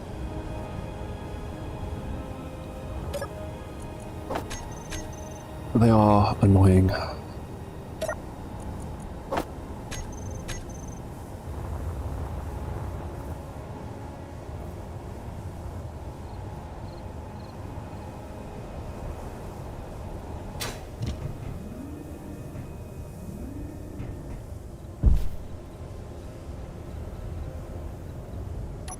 Yeah, so I'm going to get rid of that old version.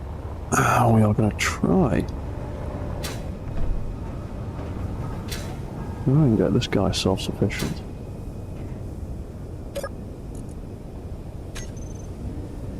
Oh, look at all those batteries. We now have 10 batteries. Let's stick them all on recharge. Fully recharged in 3 days. That's good.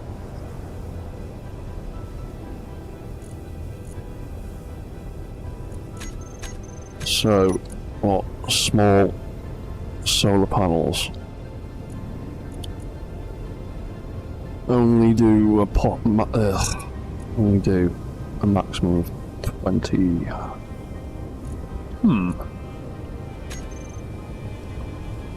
Interesting.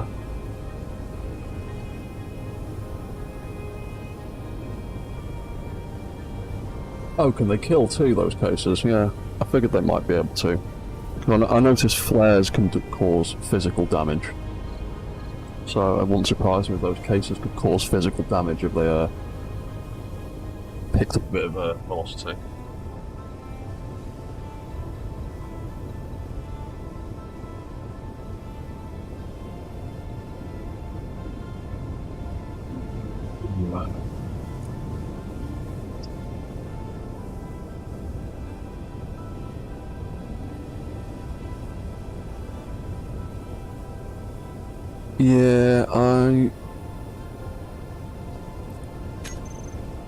Yeah, there's a bit of a balance going on with this thing.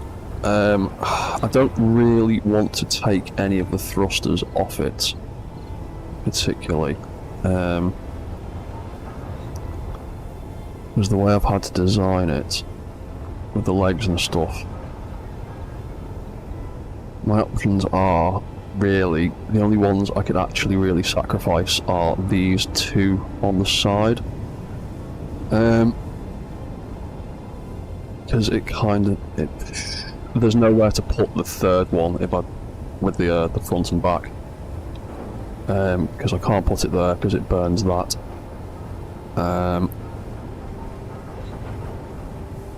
So would potentially take two of the thrusters off the side, but then it's only got two thrusters for its sideways thrust.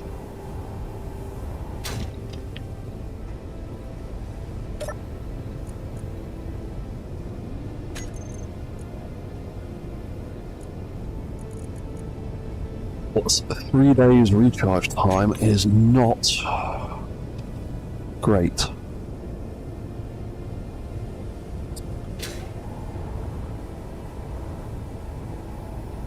I was planning to build some kind of charging thing for it somewhere. I'm just not quite sure where.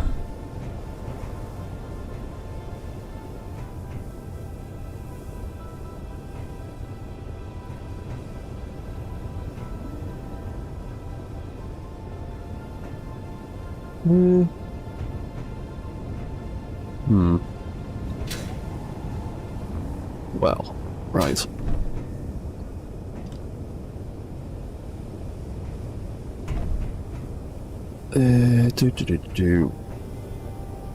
Let's take a copy of him. Launch that and see how well that's doing right now.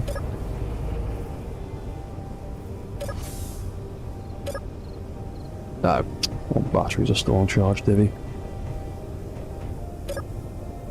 Yeah, you're not going to get very far. Hang on.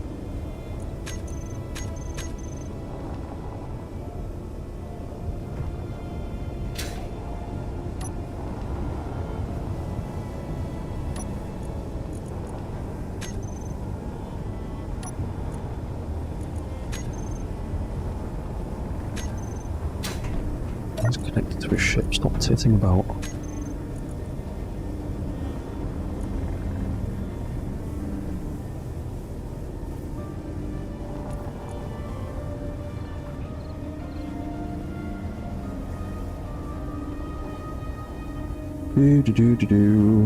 Yeah, it's burning a lot of power.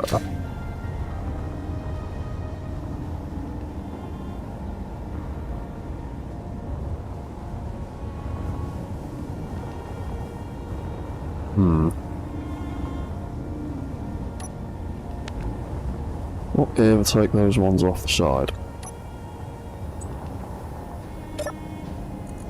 How are your batteries playing now? Still come up with the heavy overload. Fully depleted in 2 minutes, 3 minutes, 2 minutes.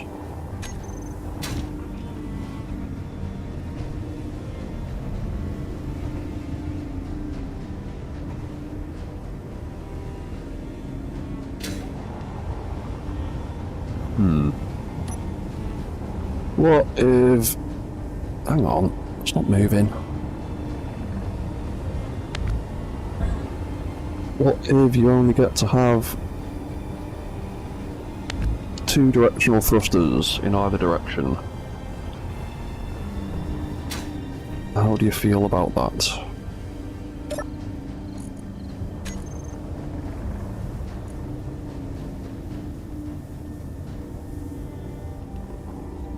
Still fully depleted in less than 1 minute, but not power spiking as much. Yeah, I think it's just an overall lack of power problem more than anything else. Because batteries don't do as good as reactors. Small batteries, max output is 200 kilowatts, whereas a small reactor's max output 500 kilowatts, so that is more than double.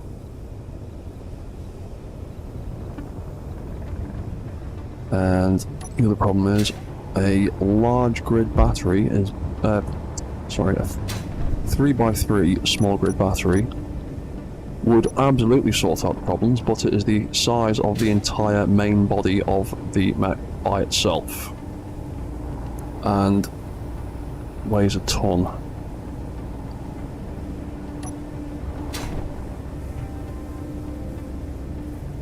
So I am just gonna leave him flying like that for as long as he can survive. And I'm quickly going to go and get myself a cup of tea, and I'll be back in 5 minutes. And you can all have a good laugh at me when it plummets out the air. So, back in 5 minutes.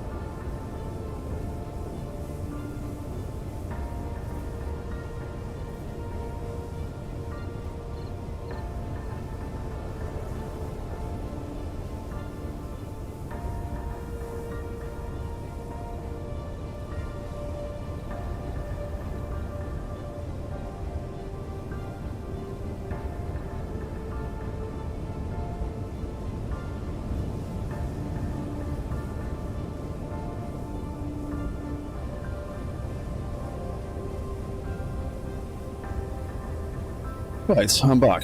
And he landed, did he? Well, looks like he landed in a less than dramatic fashion. He actually landed properly. His landing gear kicked in. I don't know what it was like. I was away making a cup of tea, but he obviously didn't last a massively long amount of time. Oh, is it time for my internet connection to crap out? Fantastic.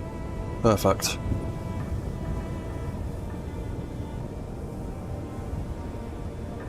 Come on, internet, don't break on me.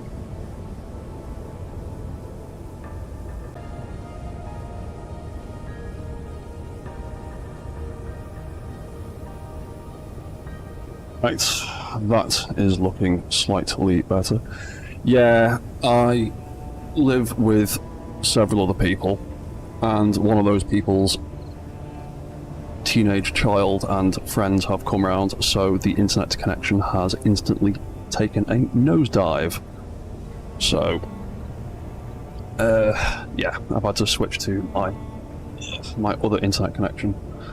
And hopefully the signal isn't as bad. All of the lights are in green according to OBS, so hopefully you can all see and hear it properly. But yeah, I was expecting him to take a little plummet like so.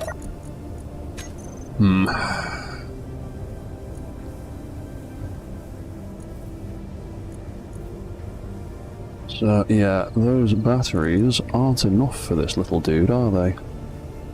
They are all saying heavy overload, even though we are on the floor and not doing anything. That sucks.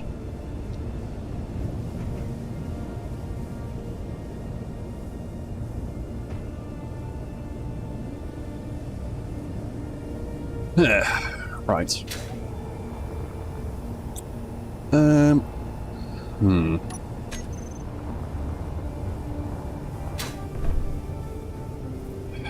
So, solid-powered drone not working out as well as I would hoped.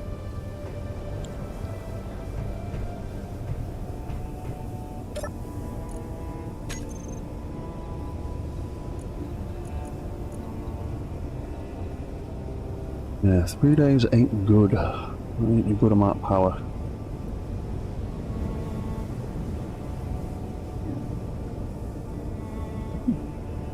Two medium batteries between the solar panels. Yeah. I mean, it's a possibility, but then the problem there is I then need to drastically redesign the poor little guy.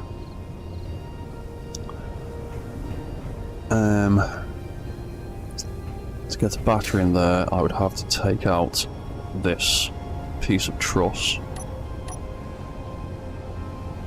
I mean, I could get a battery in there.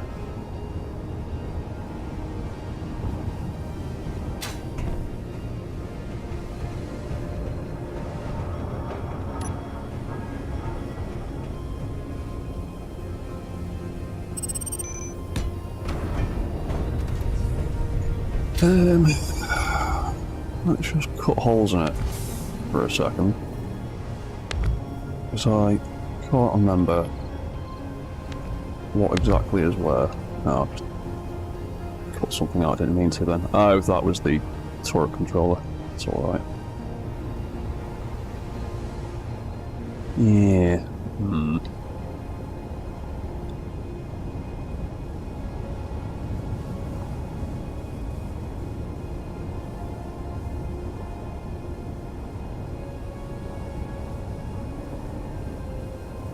That's where the gyroscopes live.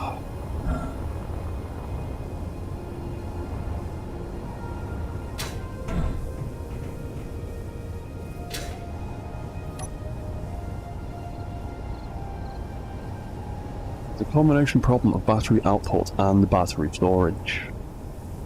Because these things, as cool as they look, don't provide enough power for all of those thrusters. They don't even provide enough power to charge. Oh, how many batteries did we end up sticking in here? 10 small batteries.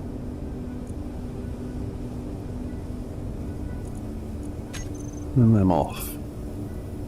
Those 4 will take 7 hours to recharge one small battery. Really? That is painful.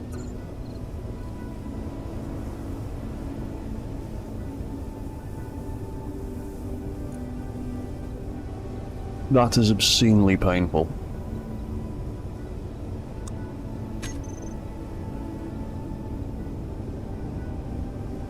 Really? That can't be right.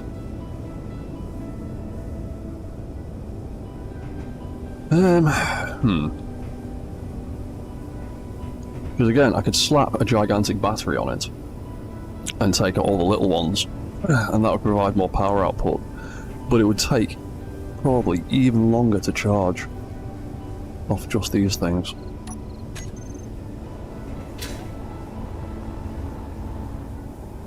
Oh, what could we do about that?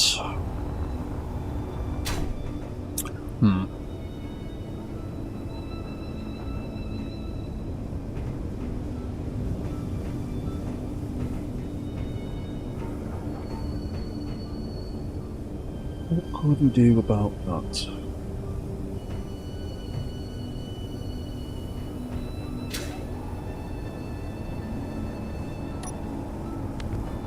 For now, I am going to swap that camera for a connector on the bottom, and I am going to make him a very awkward little makeshift charging station for a minute so I can get those batteries maxed out, and we can see how long his flight time actually is at full charge. So let's add a small rotor head. Let's do that back up. We don't actually need a conveyor connection right now. We only really need the conveyor connection so I can get power out of it. We can figure out an actual way to pipe this thing in later on. Where are we? About there. That'd be nice. There we go. Right, that'll do. Switch lock. Right. When you are plugged in like so, and you're connected to the main grid, it will take you 14 minutes to fully recharge. Turn them all back on. Oh, still 14 minutes because that is the limit of your input. Okay, 15-minute charge isn't too bad, and that's locked down, so we can carry on making our way down there. I was planning on putting like a little landing thing there anyway, so I might actually rejig that thing's conveyor connections a little bit. Oh, sorry, what's all these messages? You can double layer solar panels, because apparently the light penetrates through them. Interesting. Okay. That's good knowledge to have. I'm going to have a look at that when I get to the bottom of this hill and get down to the ice. Because I do vaguely remember a while back seeing something about solar panels and light passing through them. So I'll have a look at that. Because these things are... those new solar panels are half blocks, so... yeah, I could potentially get away with sticking another layer underneath. We will have a look at that. Yeah, I could, again, the problem with doing that is the medium battery is the size of the entire top section of that mech, and that contains all of the control parts.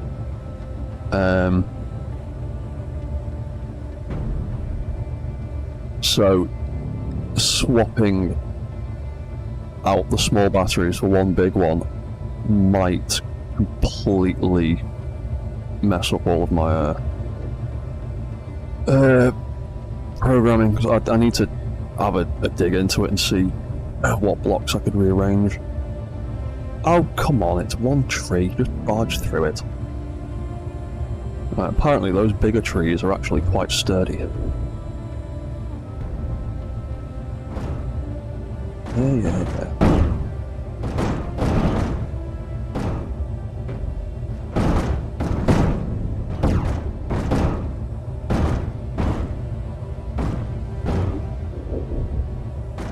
Well, that makes a lovely sound as it walks across ice. Or was that just the rocks? Ah, okay. Yeah, we've got a bit of stopping distance there. Okay, we're on the ice. Let's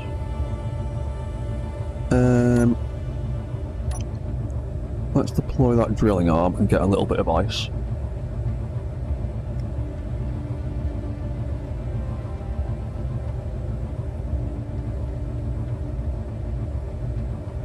Yeah, I could potentially do that. We will experiment with that drone in a minute, because I definitely want to get him solar powered.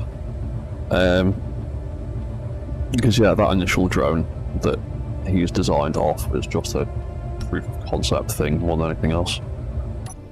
So that's down there. Dig ourselves a bit of ice.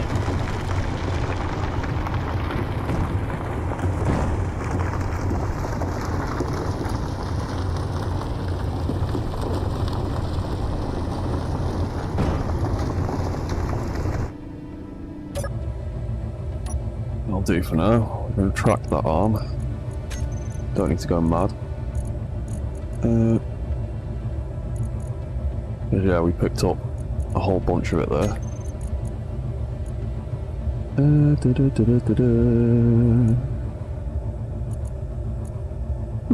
They don't seem to have taken any ice into them. Are they not conveyed up properly? Or have I switched them off? Oh, I switched them off to conserve power when I was having issues before, didn't I? There you go. Yeah, they're conveyed up, so they're actually doing stuff. Means that hydrogen tank is filling. Cool.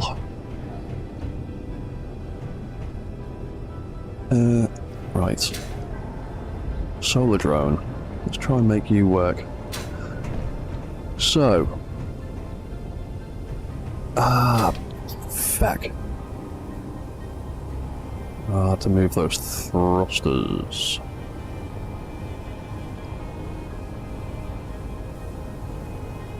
To be honest, I could just bring that out another block and stick the thrusters a block further out.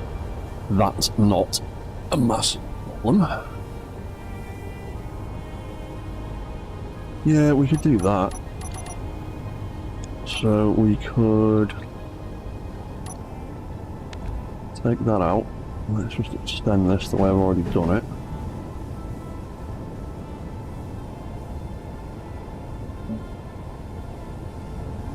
In fact, actually, before we break anything,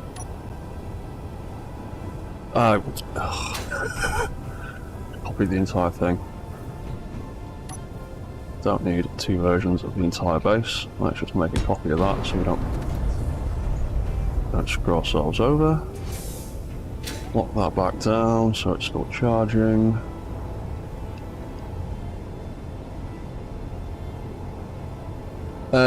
Well, this is it. I need to take that thruster off at least to see if the double stacking works.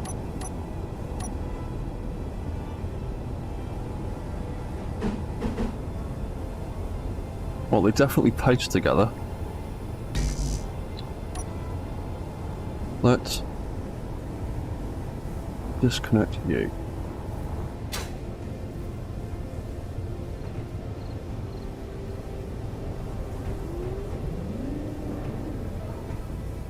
Definitely getting some light. And it's... oh.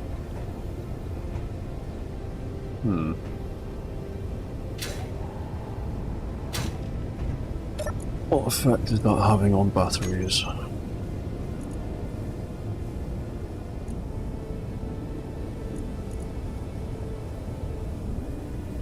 That's saying fully charged in 18 hours, one day.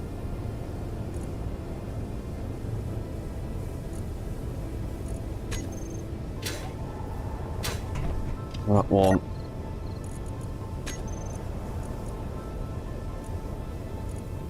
Saying 2 days, so I think it is making a bit of a difference. So let's slap.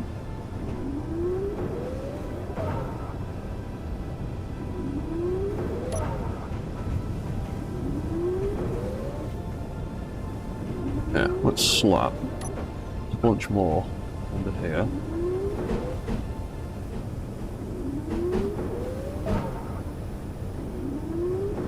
Wrong one, that's right. Do that.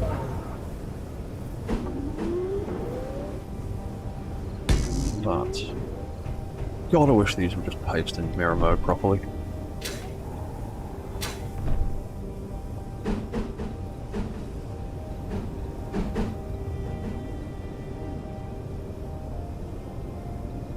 There we go.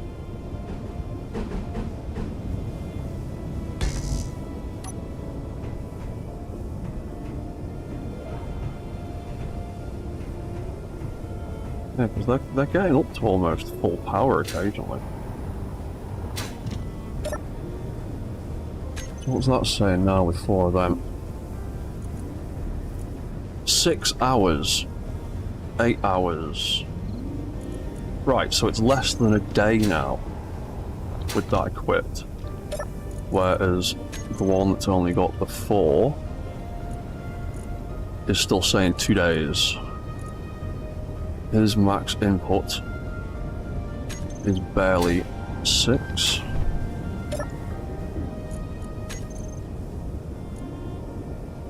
His max input is now averaging between 30 and 50. Alright, so this one is currently not attached, so that one, that charge time is just off the solar panels.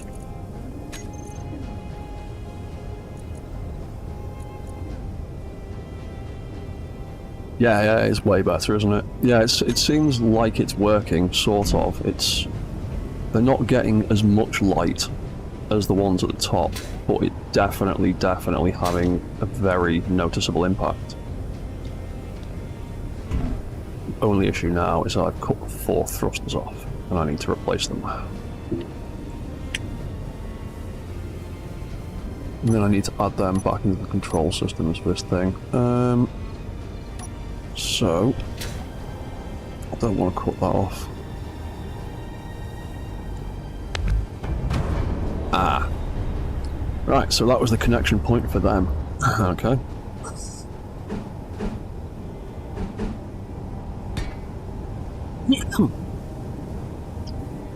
Yeah, I might have to put something in the middle. Oh no, I can't put anything in the middle because that's where that folds up.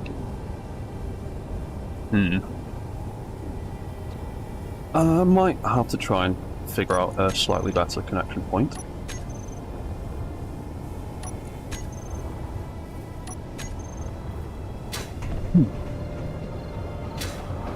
Yeah, because I need that. And I need that for the thrusters on the end.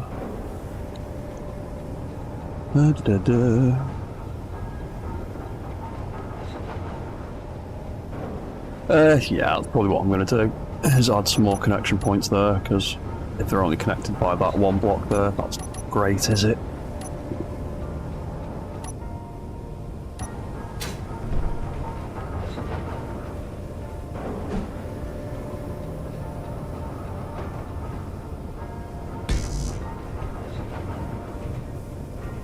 That can still connect onto there by the tiniest of tiny connections.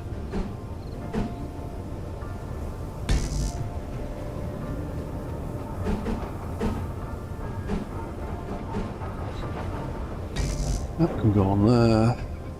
That can go there. Hopefully that piston isn't going to clang in between there when it folds up. but we can only really hope for the best.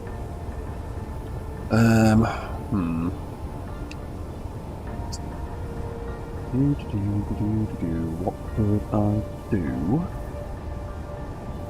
about... Okay, I'm going to end up replacing all of the vertical thrusters because I've had an idea. So let's put these ones back on first. You know what? I'm going to make them rust coloured.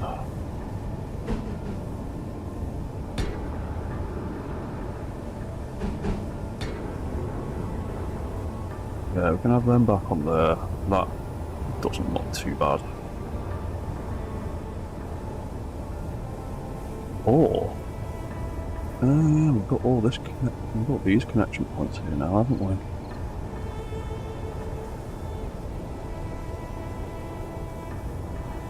I might do that instead, because I could. How did I delete there? Oh, piece of armor plating, that's fine. I could take those out, and I could get rid of mirror mode because it misbehaves with these blocks. I could put, where is it? Have that there, and that there. Because that is now connecting to the side up here. I could have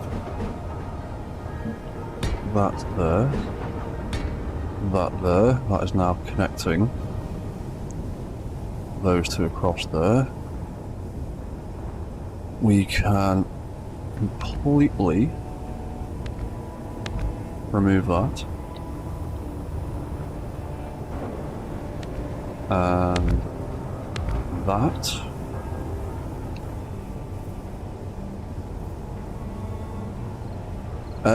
Yes, I was thinking of creating more connection points along those edges. Great minds think alike. Right, take that out. Take that. Think that.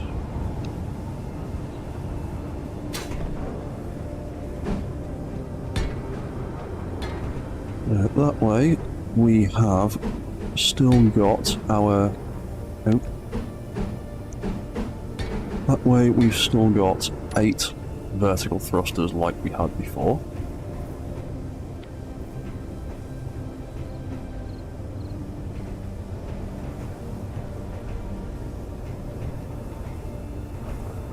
And they are now acting as a big connection point all the way across both of them.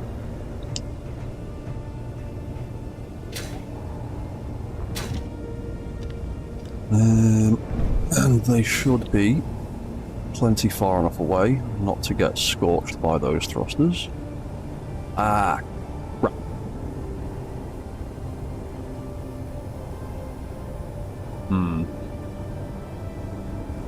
Is that enough clearance, or do I need to move these thrusters down?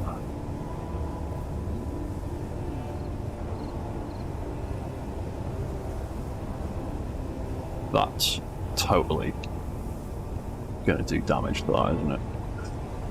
That's right in the way.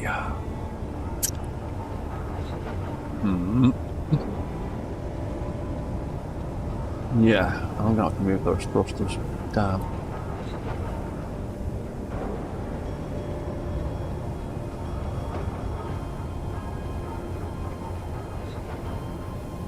Yeah, they're going to have to move.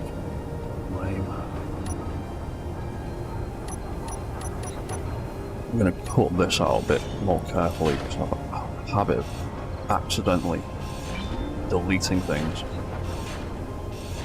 by mistake. Oh yeah, it's got a beacon in it as well. It doesn't really need a beacon, does it?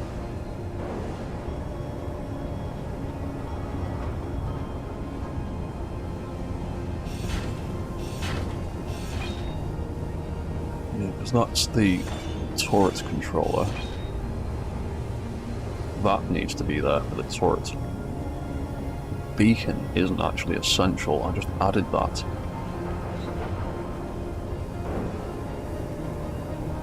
Just in case. So you know what? Let's take the beacon out. And I can put something more useful in there, because that's 2 blocks worth of space that doesn't need to be there.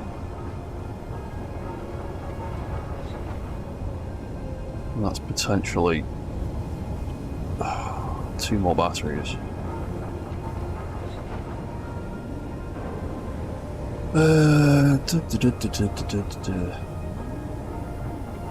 Yeah, sod it. I'm going to put more batteries in it. Why not?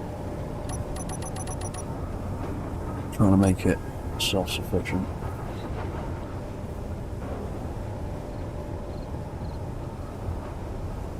Because, yeah, that's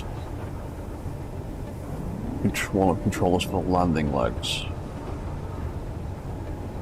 And that's got the gyroscopes in it. And if we're going to pipe it that way, technically it wouldn't actually need... I've still got that other version. Technically it wouldn't really need that anymore, or that. No, it's got a... Yeah, so that's the ammo container. You take that out. The gyroscopes are affixed to the side of that. That can, well, the gyroscope. We'll change that. That can come out.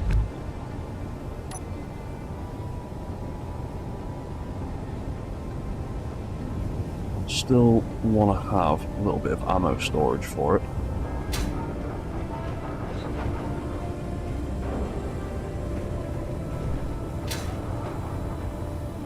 Hard to tell what everything is with this rust paint job. And then yeah, that's the back end of that rotor. So, there is a connector there that doesn't need to exist because that's no longer feeding a reactor. There's a connector there that we don't need anymore because it's not feeding a reactor.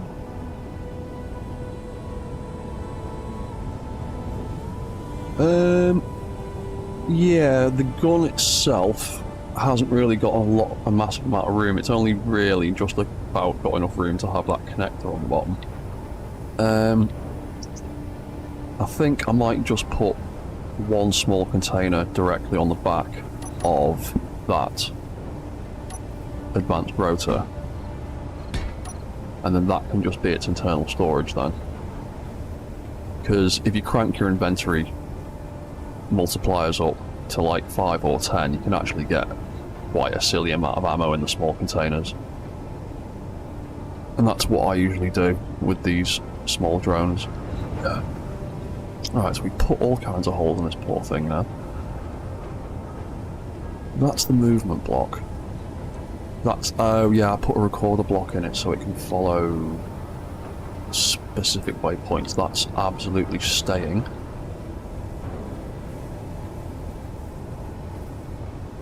So then the top layer is that recorder block and a buttload of batteries. That event controller,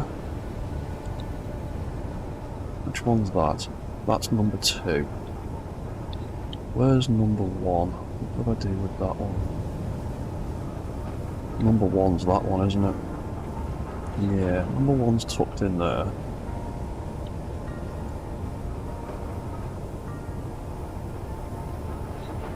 Okay, with a bit of jiggery pokery, I've got what? I've got 2 essential blocks that I need. I've got 2 blocks of space down here. I could just put the GPS next to the movement block.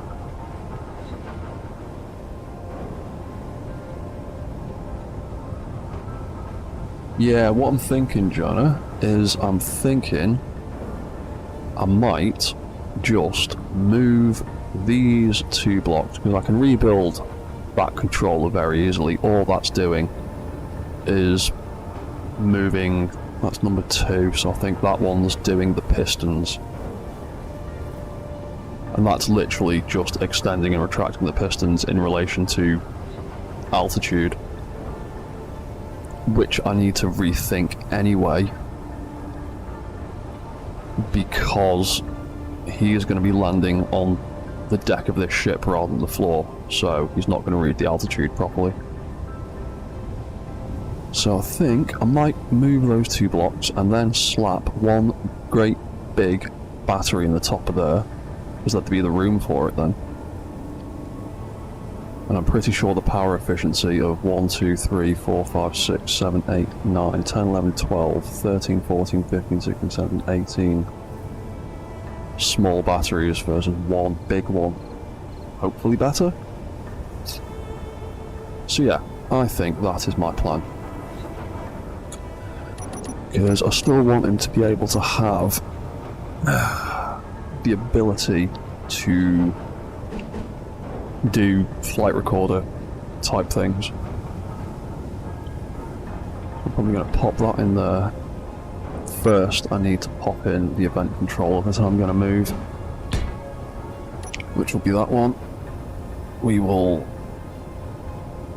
copy all those details.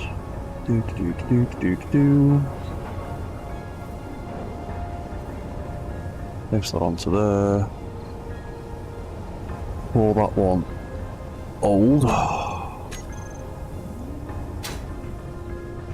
Yeah.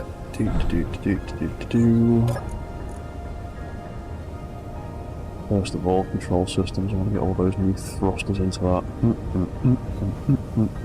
There we go. Right, all these thrusters get turned off. That's that, that's that, that's that. We'll figure out what we're doing them in a minute. Right, so that controller, that's the old one. So that was altitude less than 10. I'll just rebuild it exactly the same for now.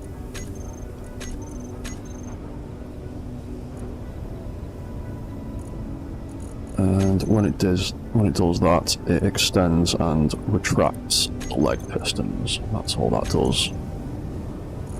Groups, leg pistons, extend,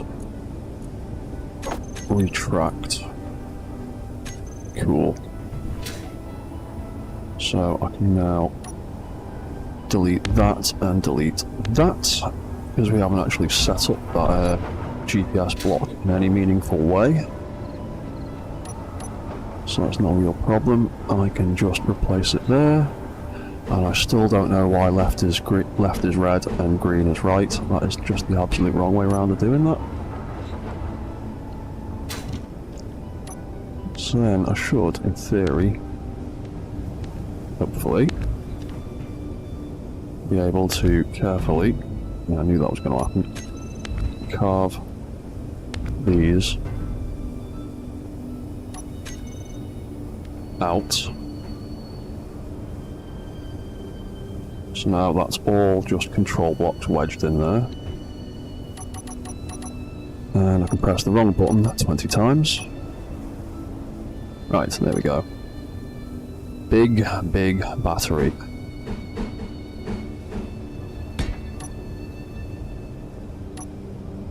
What's that like? That weighs a ton, and that has a 4 megawatt output. Compared to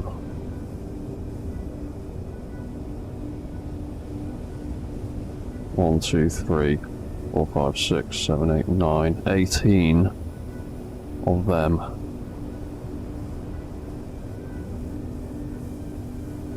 At 200. Yeah, so I think the big battery is actually better value for money.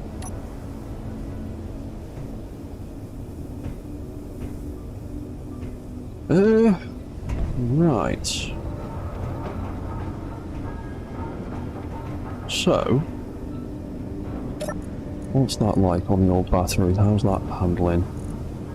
That is fully recharged in...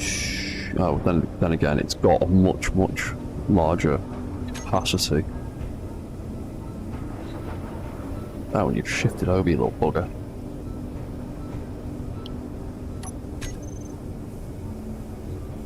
So you're about there. Let's get you. Attach back on there.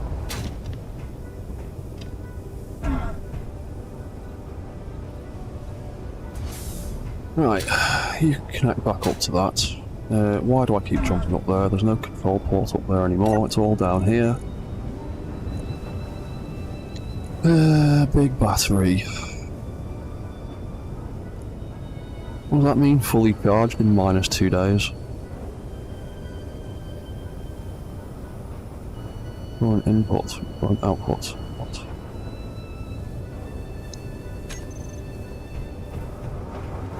Oh, is the base not supplying enough power to do everything?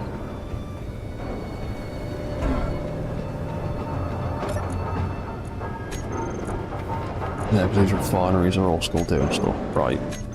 You can turn off for a minute. You're not doing anything. You sound like you're done.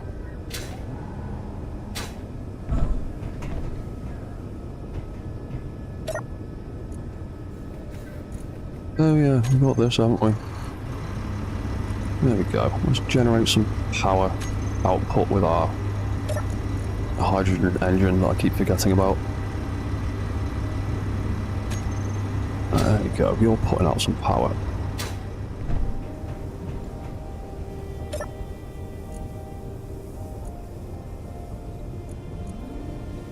Alright, well that's actually outputting, and this is recharging. Recharged in 13 minutes. Alright, that's much better.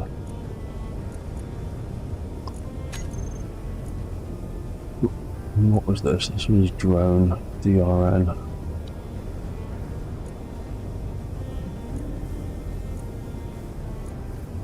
DRN-01A.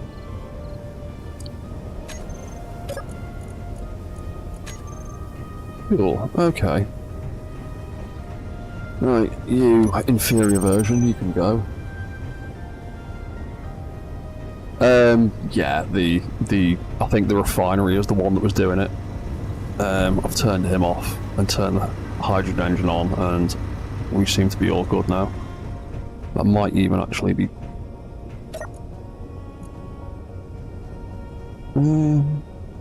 Just charging that a little bit. Current input 294, current output 214.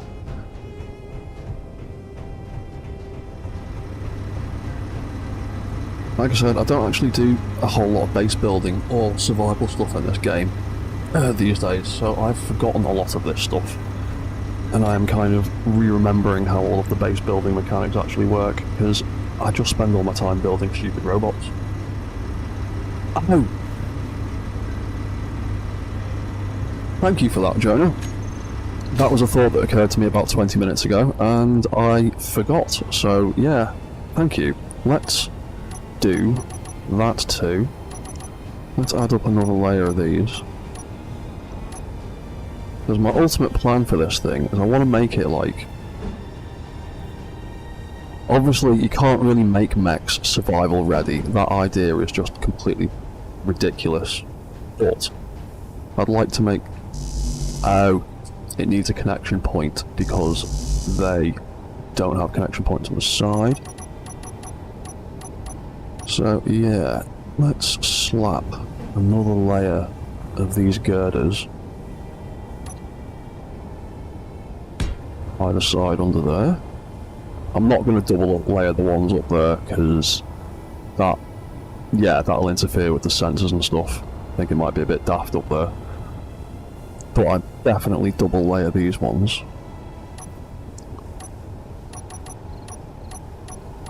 But yeah, I was saying, I want to try and make this thing like self-sufficient. and then eventually publish it so that, I don't know, so people could mess around with it and do ridiculous survival games with it.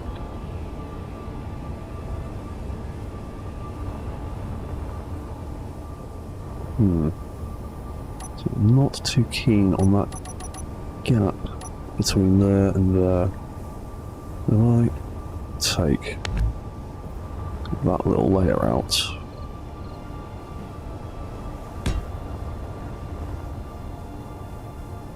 Like that, maybe.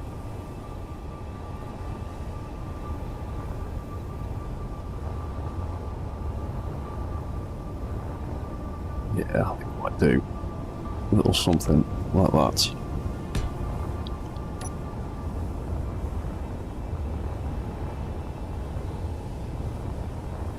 And you ain't getting shit. Maybe it's not as efficient with the large grid ones, because these guys are all doing feck all down here. Maybe it's some sort of bug or mechanic with the small grid ones. Because yeah, all four of them aren't doing smeg all.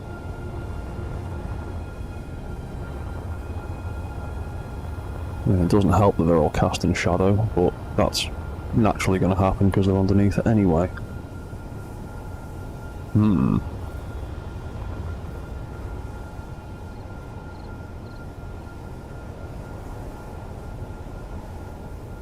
Yeah, possibly. I think it might be.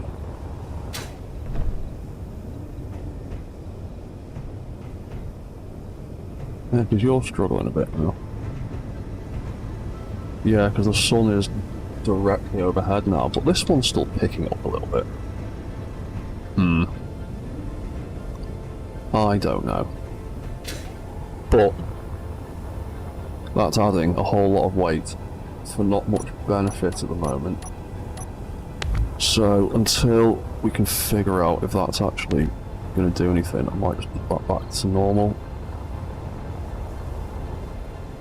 And leave that as is for now, because the base is getting heavy. So we'll just leave the double layering on the drone.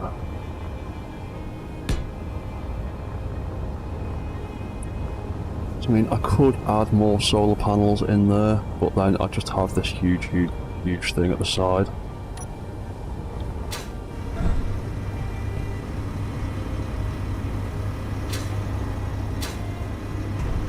I think part of the answer on the base is probably going to be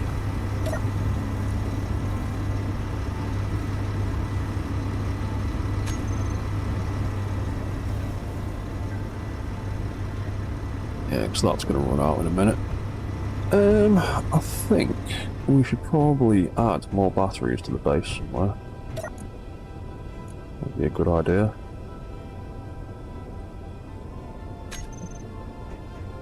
What's the actual power output? 5,000 kilowatts. Huh? Oh yeah, 5 megawatts.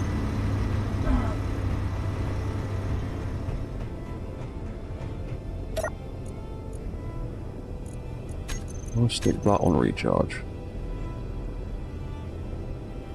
That'll be fully charged in 18 minutes.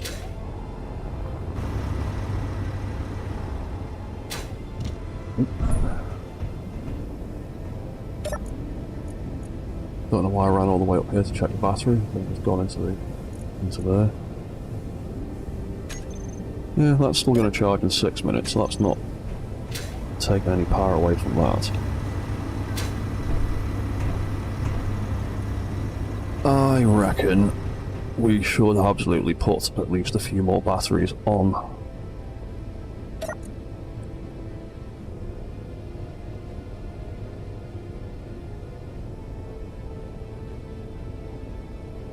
Yeah.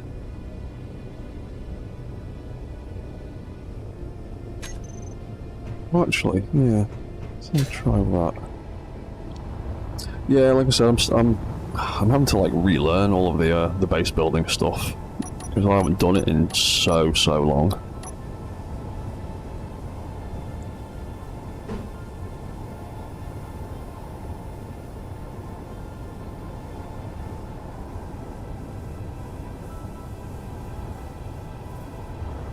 Yeah. Yeah, I don't really like the look of that either. It's too big. Too much going on. I like this sort of steel frame kind of vibe that's going on here at the moment. We'll leave it like that for now. I'm going to try and figure out where to add some more batteries, because we've got one here, one here.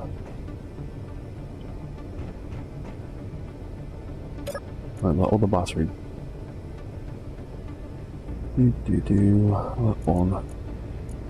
It's currently drained out. Let's put that on recharge as well. We'll put both on recharge at the same time. More sensible.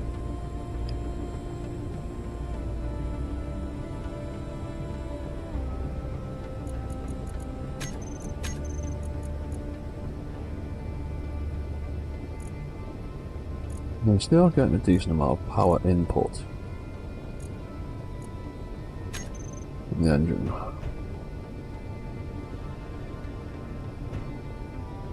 Yeah, the other ones are a 2x4 from the look of it. They're a bit too wide.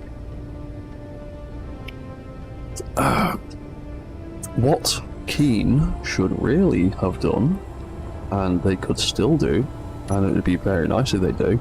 See how this is made of 6 panels? How about you just give us the individual panels, please, Keen?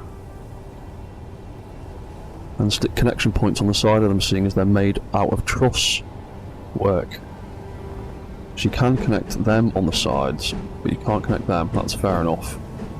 But just give us the individual panels, and we can do whatever we like with them. Look, again, that's made of 3 different sections.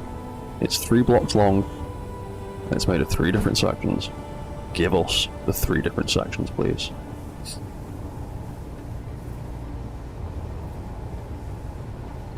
Because, I mean, that one is clearly a square, a 2x1 base and a 2x1 tip, and the square has clearly got a 2x1 tip fused to the back end of it. Just give us the square and the 2 tip pieces. And maybe the longer pieces, but yeah. Like, they do this all the time, Keen. I love this game, and they come up with some great ideas, and then they just have silly little oversights, like this. It's already made of pieces. Give us the separate pieces. Then we could build this if we wanted to, or we could build ridiculous other configurations.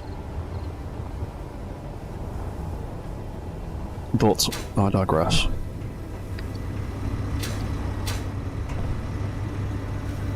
So, I want to put another battery somewhere that is reasonably accessible and visible, and not completely stupid. For now, I might just do, until it gets in the way and proves a problem, I might just put another pair of batteries down here.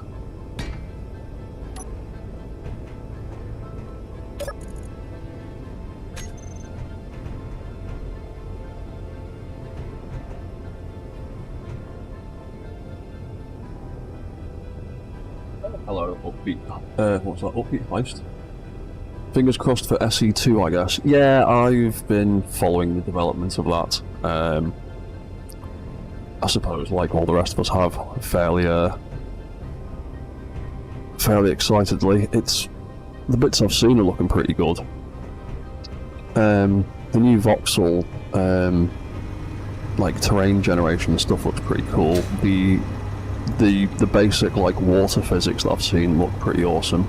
My only concern, being the dork that I am, is I really hope that they improve the physics engine around rotors and hinges and stuff. That is like the one big thing that I'm really like hopeful for and slightly concerned about. I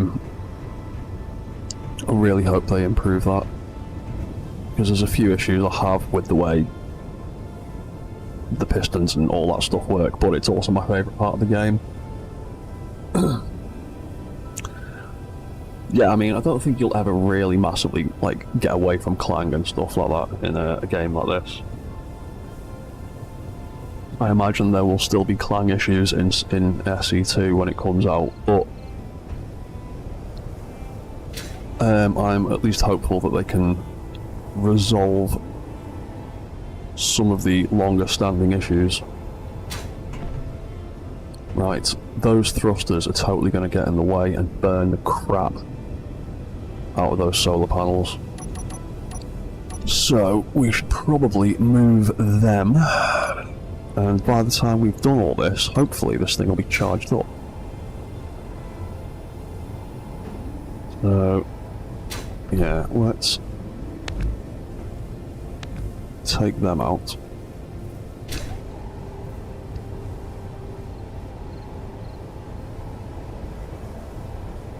Am I using that?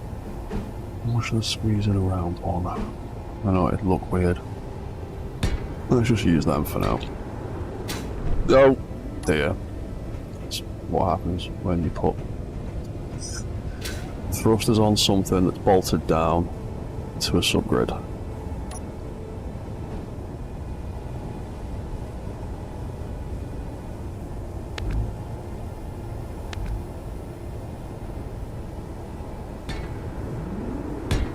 Yeah. You can all just behave yourselves.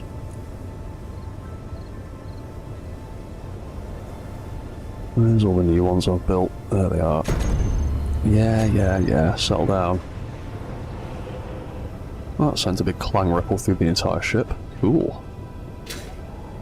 Right, so I'm going to need to add them into the control systems group. It's all still connected, that'll be too confusing. How's our big battery getting on? It is done, apparently. Let's take it off that. Let's detach that. Right, so control systems. Let's stick all of these new thrusters into that group. Was there anything else I needed to rebuild into there? No, that can stay where it is. That can stay where it is. That stuff's all good. That stuff's all good. Control relay. Have I broken something there? I can't remember what it is.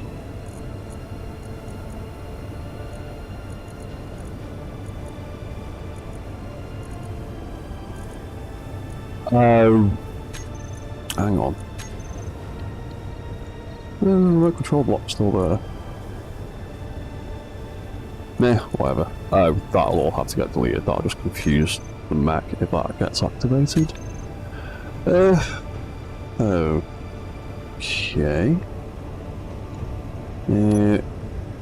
Quick copy and paste. Where's your back leg? There it is.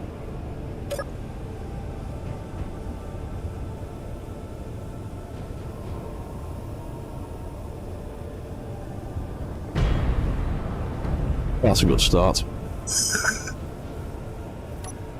What are you doing?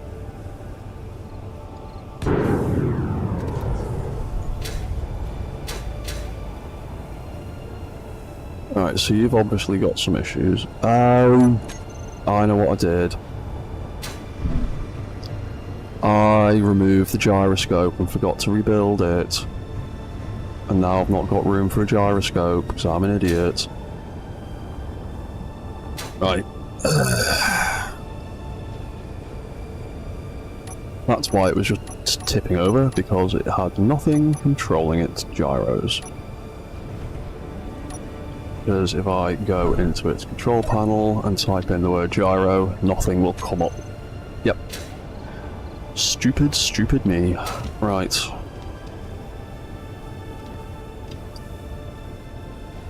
Oh yeah, because that's what one of those holes was in the middle. Oh well. I will just plonk one. Hang on, where's the front? There's the front. I will just plonk one square on the top for now, because that is the only room I've got left. I could put one on the end of one of the truss beams, but I feel it would be a little bit exposed if it should tip over and smack in the ground. So for now, I'm just going to pop that there, because it was already poking up one block anyway, so I might just do that, and then stick a bit of armour around it for now. Yeah, I mean, yeah, it doesn't really matter at the end of the day.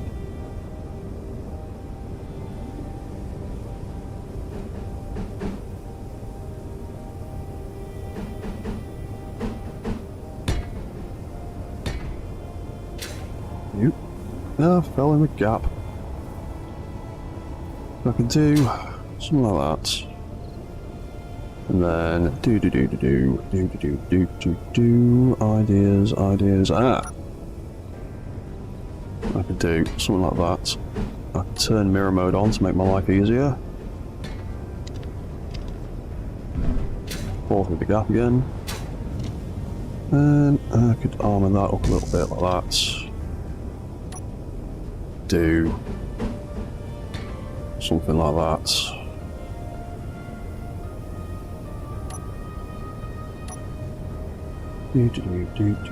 Where are you? There you are.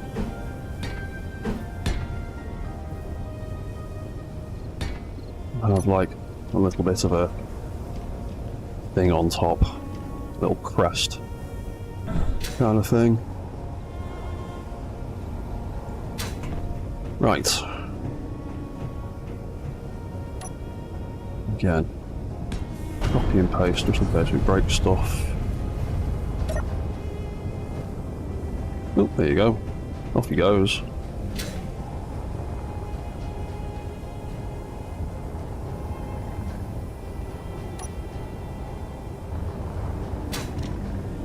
No, you've not got an access port up here anymore, have you?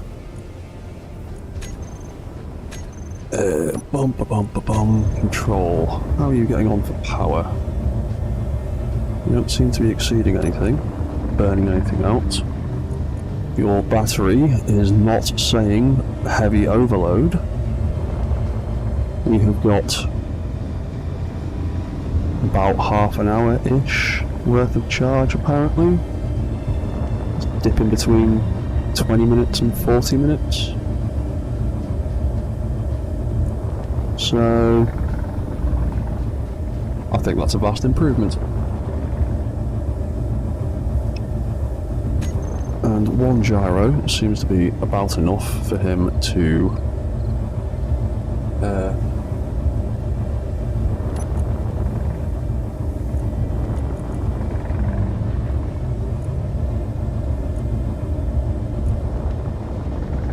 yeah, I mean it's not enough input, but he's got considerably more power, battery power than he had before, because he wouldn't last 5 minutes worth of flight time before. So with him at least flying for half an hour at a time, I could in theory set him up to do a little patrol route, fly back down to the base, lock on, recharge for a bit, and then fly off and do that. It's not, by no means is he perfect now and problem solved, but he is flying considerably better and for considerably longer amount of time than he was half an hour ago or an hour ago. So even with that half-hour flight time, I'm still a lot happier with him. Yeah, I mean, doing stuff like this, designing anything really, it's all trial and error and incremental improvements. Like, if you try and solve the big problem straight away in one go, you end up basically having to drastically redesign things or just go straight back to the drawing board. Because I could keep adding more and more and more solar panels on this thing until I've got enough input for him to sustain himself, but then he'd probably be twice the width he is now, and yeah. This is why I wanted to keep the flight recorder block on him, because you can record waypoints relative to beacons. So I can, in theory, well, I just need to be asked to set it up. I can set him up with a patrol route that includes coming back down to the base and locking on, because I can set up waypoints relative to that beacon. Or I might actually have to change it, because I don't know how relative waypoints will be affected by a beacon that spins.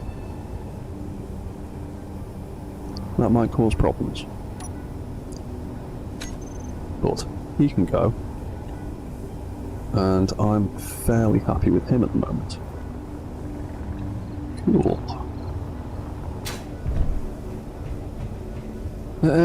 Right, so... Oh yeah, like I said, the pistons aren't retracting because they are being triggered by event controllers that are set to retract him when he gets too low to the ground.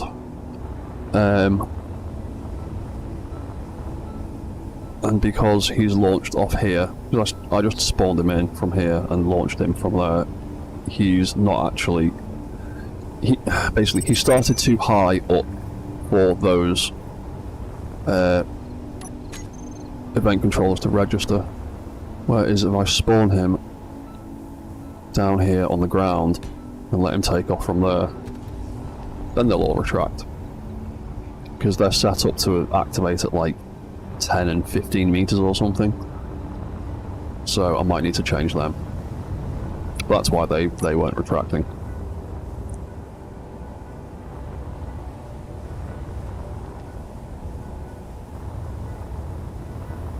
I do like the way he's evolved though. I quite like the look of him now. Quite drastically different, but...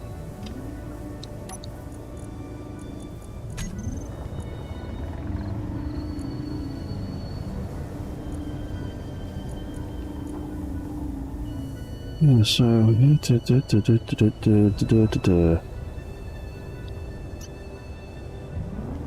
Yeah, his input is only about 100 kilowatts, but his output is registering mostly in megawatts. So yeah, I'd have to add like 10 times as many solar panels for him to be self-sufficient energy-wise, or I'd have to cut off more of the thrusters. Oh yeah, I also need to fill that gap in there, don't I?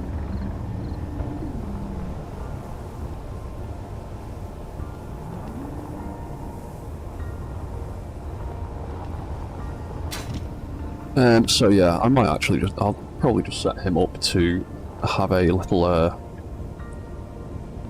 light path type thing. So let's take control and turn off his AI. Right, I am now in control.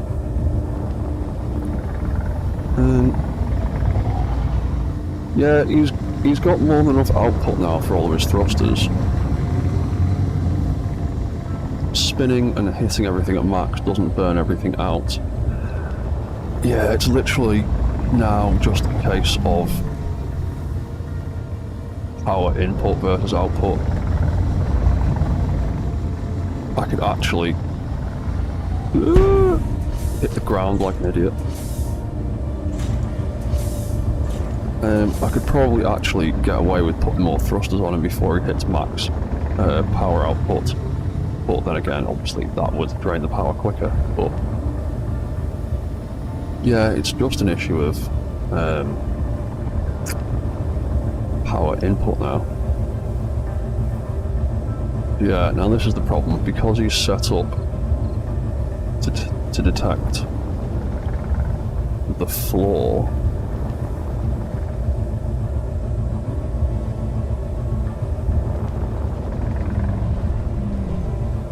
might have to change. Oh, actually, I know what I could do. Where have I? He bailed me off, didn't he? So, I need you to detect the ship. I want you to drop your landing gear down when you detect the ship. So I'm going to need a sensor. But I also quickly want to fill in that gap. I forgot to do that.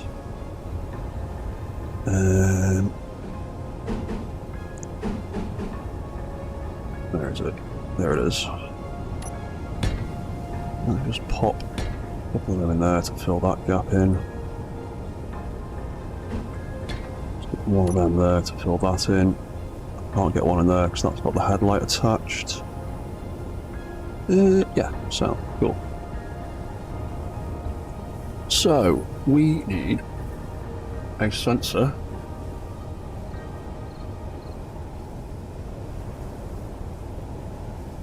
What's that? Oh, to have like a little, like, battery charge, like, docking ship. The turret controller, I didn't delete. The turret controller is still alive and well and intact. The only thing I need is to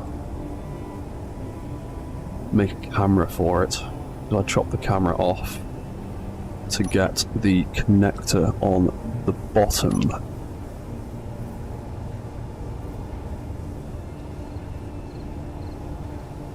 And I will also need to figure out a way to make that reset to its vertical limit so that the connector is actually in line when it comes into land, but I think we can figure that out. Too hard.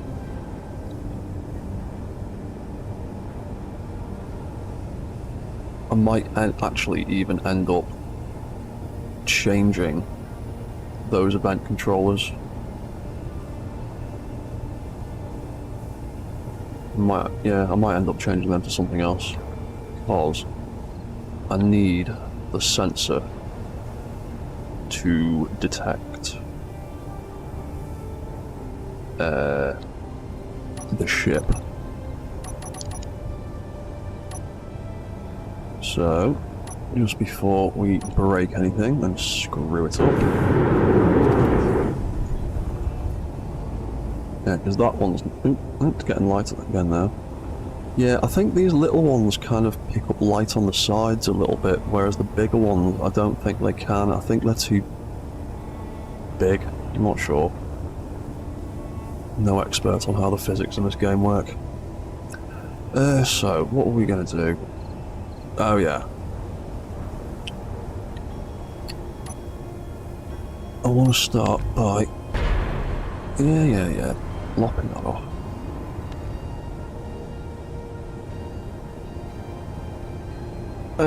Well, my plan was, because the cameras are notoriously crap, because all we've got is either top-mounted or forward-facing.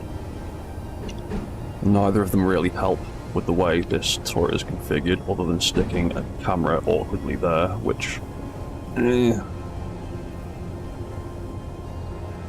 would do that. But I was thinking about trying something slightly different to what I've normally done.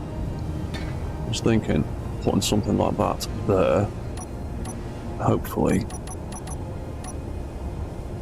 Oh, of course, that's not got a connection point in the middle. Why wouldn't it? Typical. Right, okay, I'll do it the other way.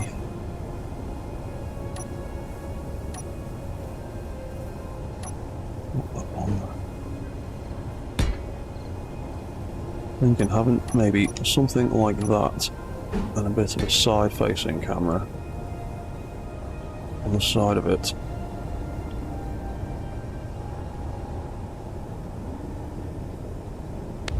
Might actually change the armor plating on the front of that. I was thinking of having that there and having another one on the other side, kind of similar. And then sticking, where is it?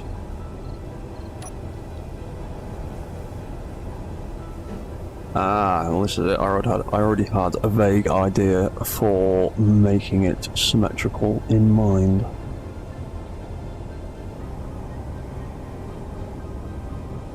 Because I was thinking of just slapping, where is it? Too many things.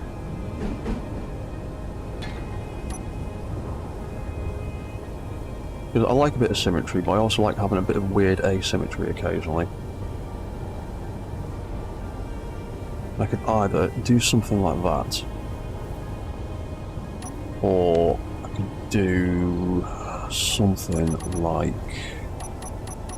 where is it? Have something like that there, and a, where is it? Little spot on the front.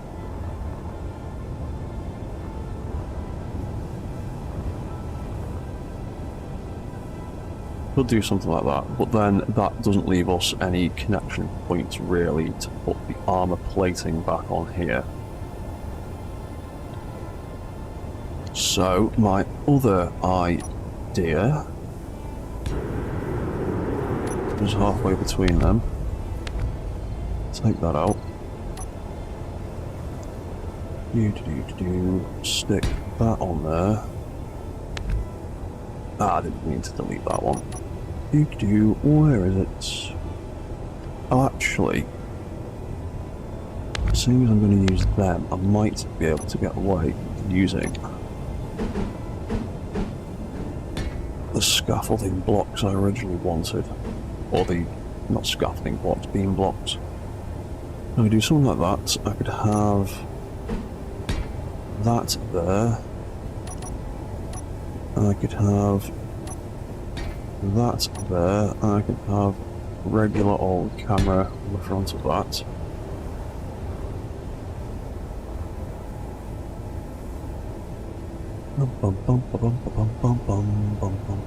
And then we take that off there. We can grab, where is it? That armor colour to keep the vibe going. And then my other idea was to, you can move the gun one block forward. Oh, hello Proto Eden, by the way, sorry.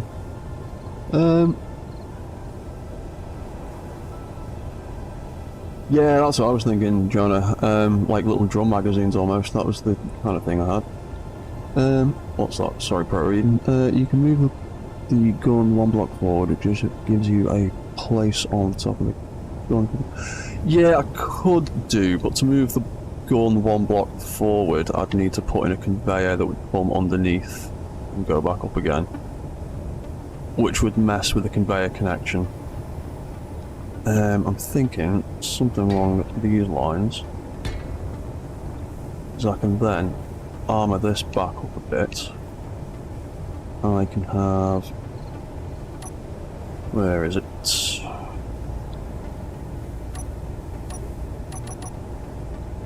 I can put that there. Can I not put that there? Why can I not? Oh, because I'm looking at the wrong block, that's why. There we go, that can go there, and in theory, I can paste that back into there. And we've got a bit of a crappy gap there. Now it looks like a bit of a penis. Great.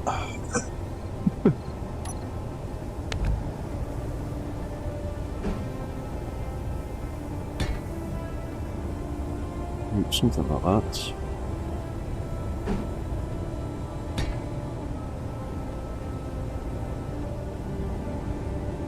In fact, actually, there's plenty of connection points around there. That doesn't technically need to be there anymore.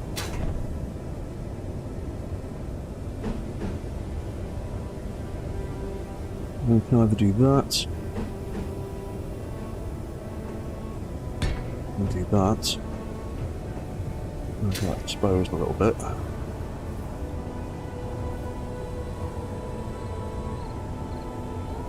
And dum dum dum dum dum dum. Where is it?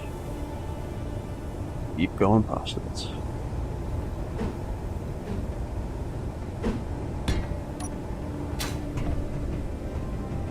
Armour it up. Or we could just leave it exposed. What do we reckon looks better? Armoured up or exposed? Yeah, Gatling guns annoyingly only have side access ports. Assault cannons have rear access ports, but if I strapped an assault cannon to this, every time it fires, it would cartwheel through the air. But to be honest, I kinda like it better without the armour plating. Oh, hello, Daddy Samurai.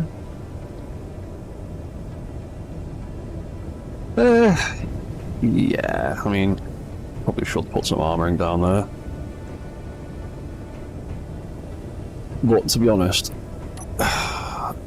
small grid armour plating is, in an actual combat situation, about as useful as cardboard. So, I don't worry too much when making small grid things about trying to armour them up, because they will get shot to pieces in seconds regardless.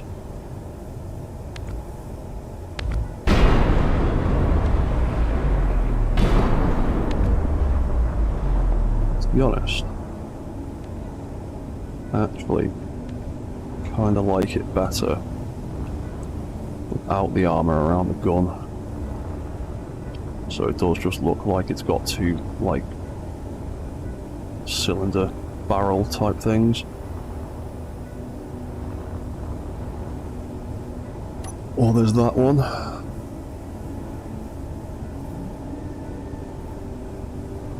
Oh god, yeah, cardboard skin for armor blocks would be pretty good. I'm surprised no one's done that yet as like a mod or something. Right, I think the choice actually comes down to oh, I didn't mean to put a hole in the ship.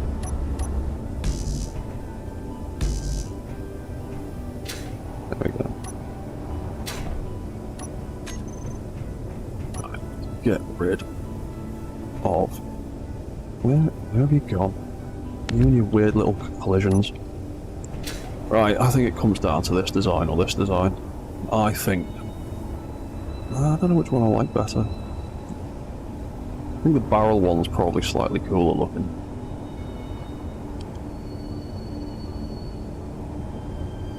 I could even put a little bit of... just a little bit to cover up that weird... Oh no, because they don't fit, do they? They don't connect enough. Damn, I forget about that.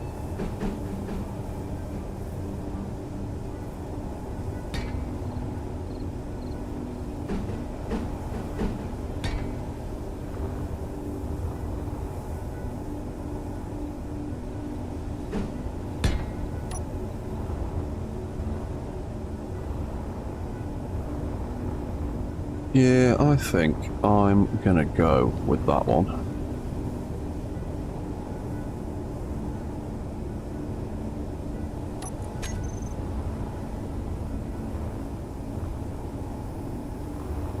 Yeah, so, right. the entire point that I was meant to do in the first place was going to be putting a sensor on this thing so it can fly, but we have just hit the 3-hour mark, so I'm probably going to call this stream quits here, but I am quite keen to carry on with this build. So I am going to leave this one here for now, and I will be back in probably about 10-15 minutes to do another build stream, because otherwise I'll end up doing one gigantic 6-hour long stream, which will get a bit ridiculous and my computer will get unhappy. So yeah, I'm going to leave that there. I will be back very soon, and if you're all still keen to watch, come back to my channel in the next half hour and I'll be doing some more of this nonsense. So cheers everyone for dropping in and saying hello. Jonna as usual, Pro to Eden, Daddy Shamurai, anyone else that I've missed. Cheers for saying hello and chatting, and your input has been greatly appreciated, because I think building this thing has been a bit of a committee effort. Your guys' input has definitely shaped it. So yeah, I'll be back in about probably 10-20 minutes to do a bit more. So see you guys soon, thanks for watching and goodbye for now.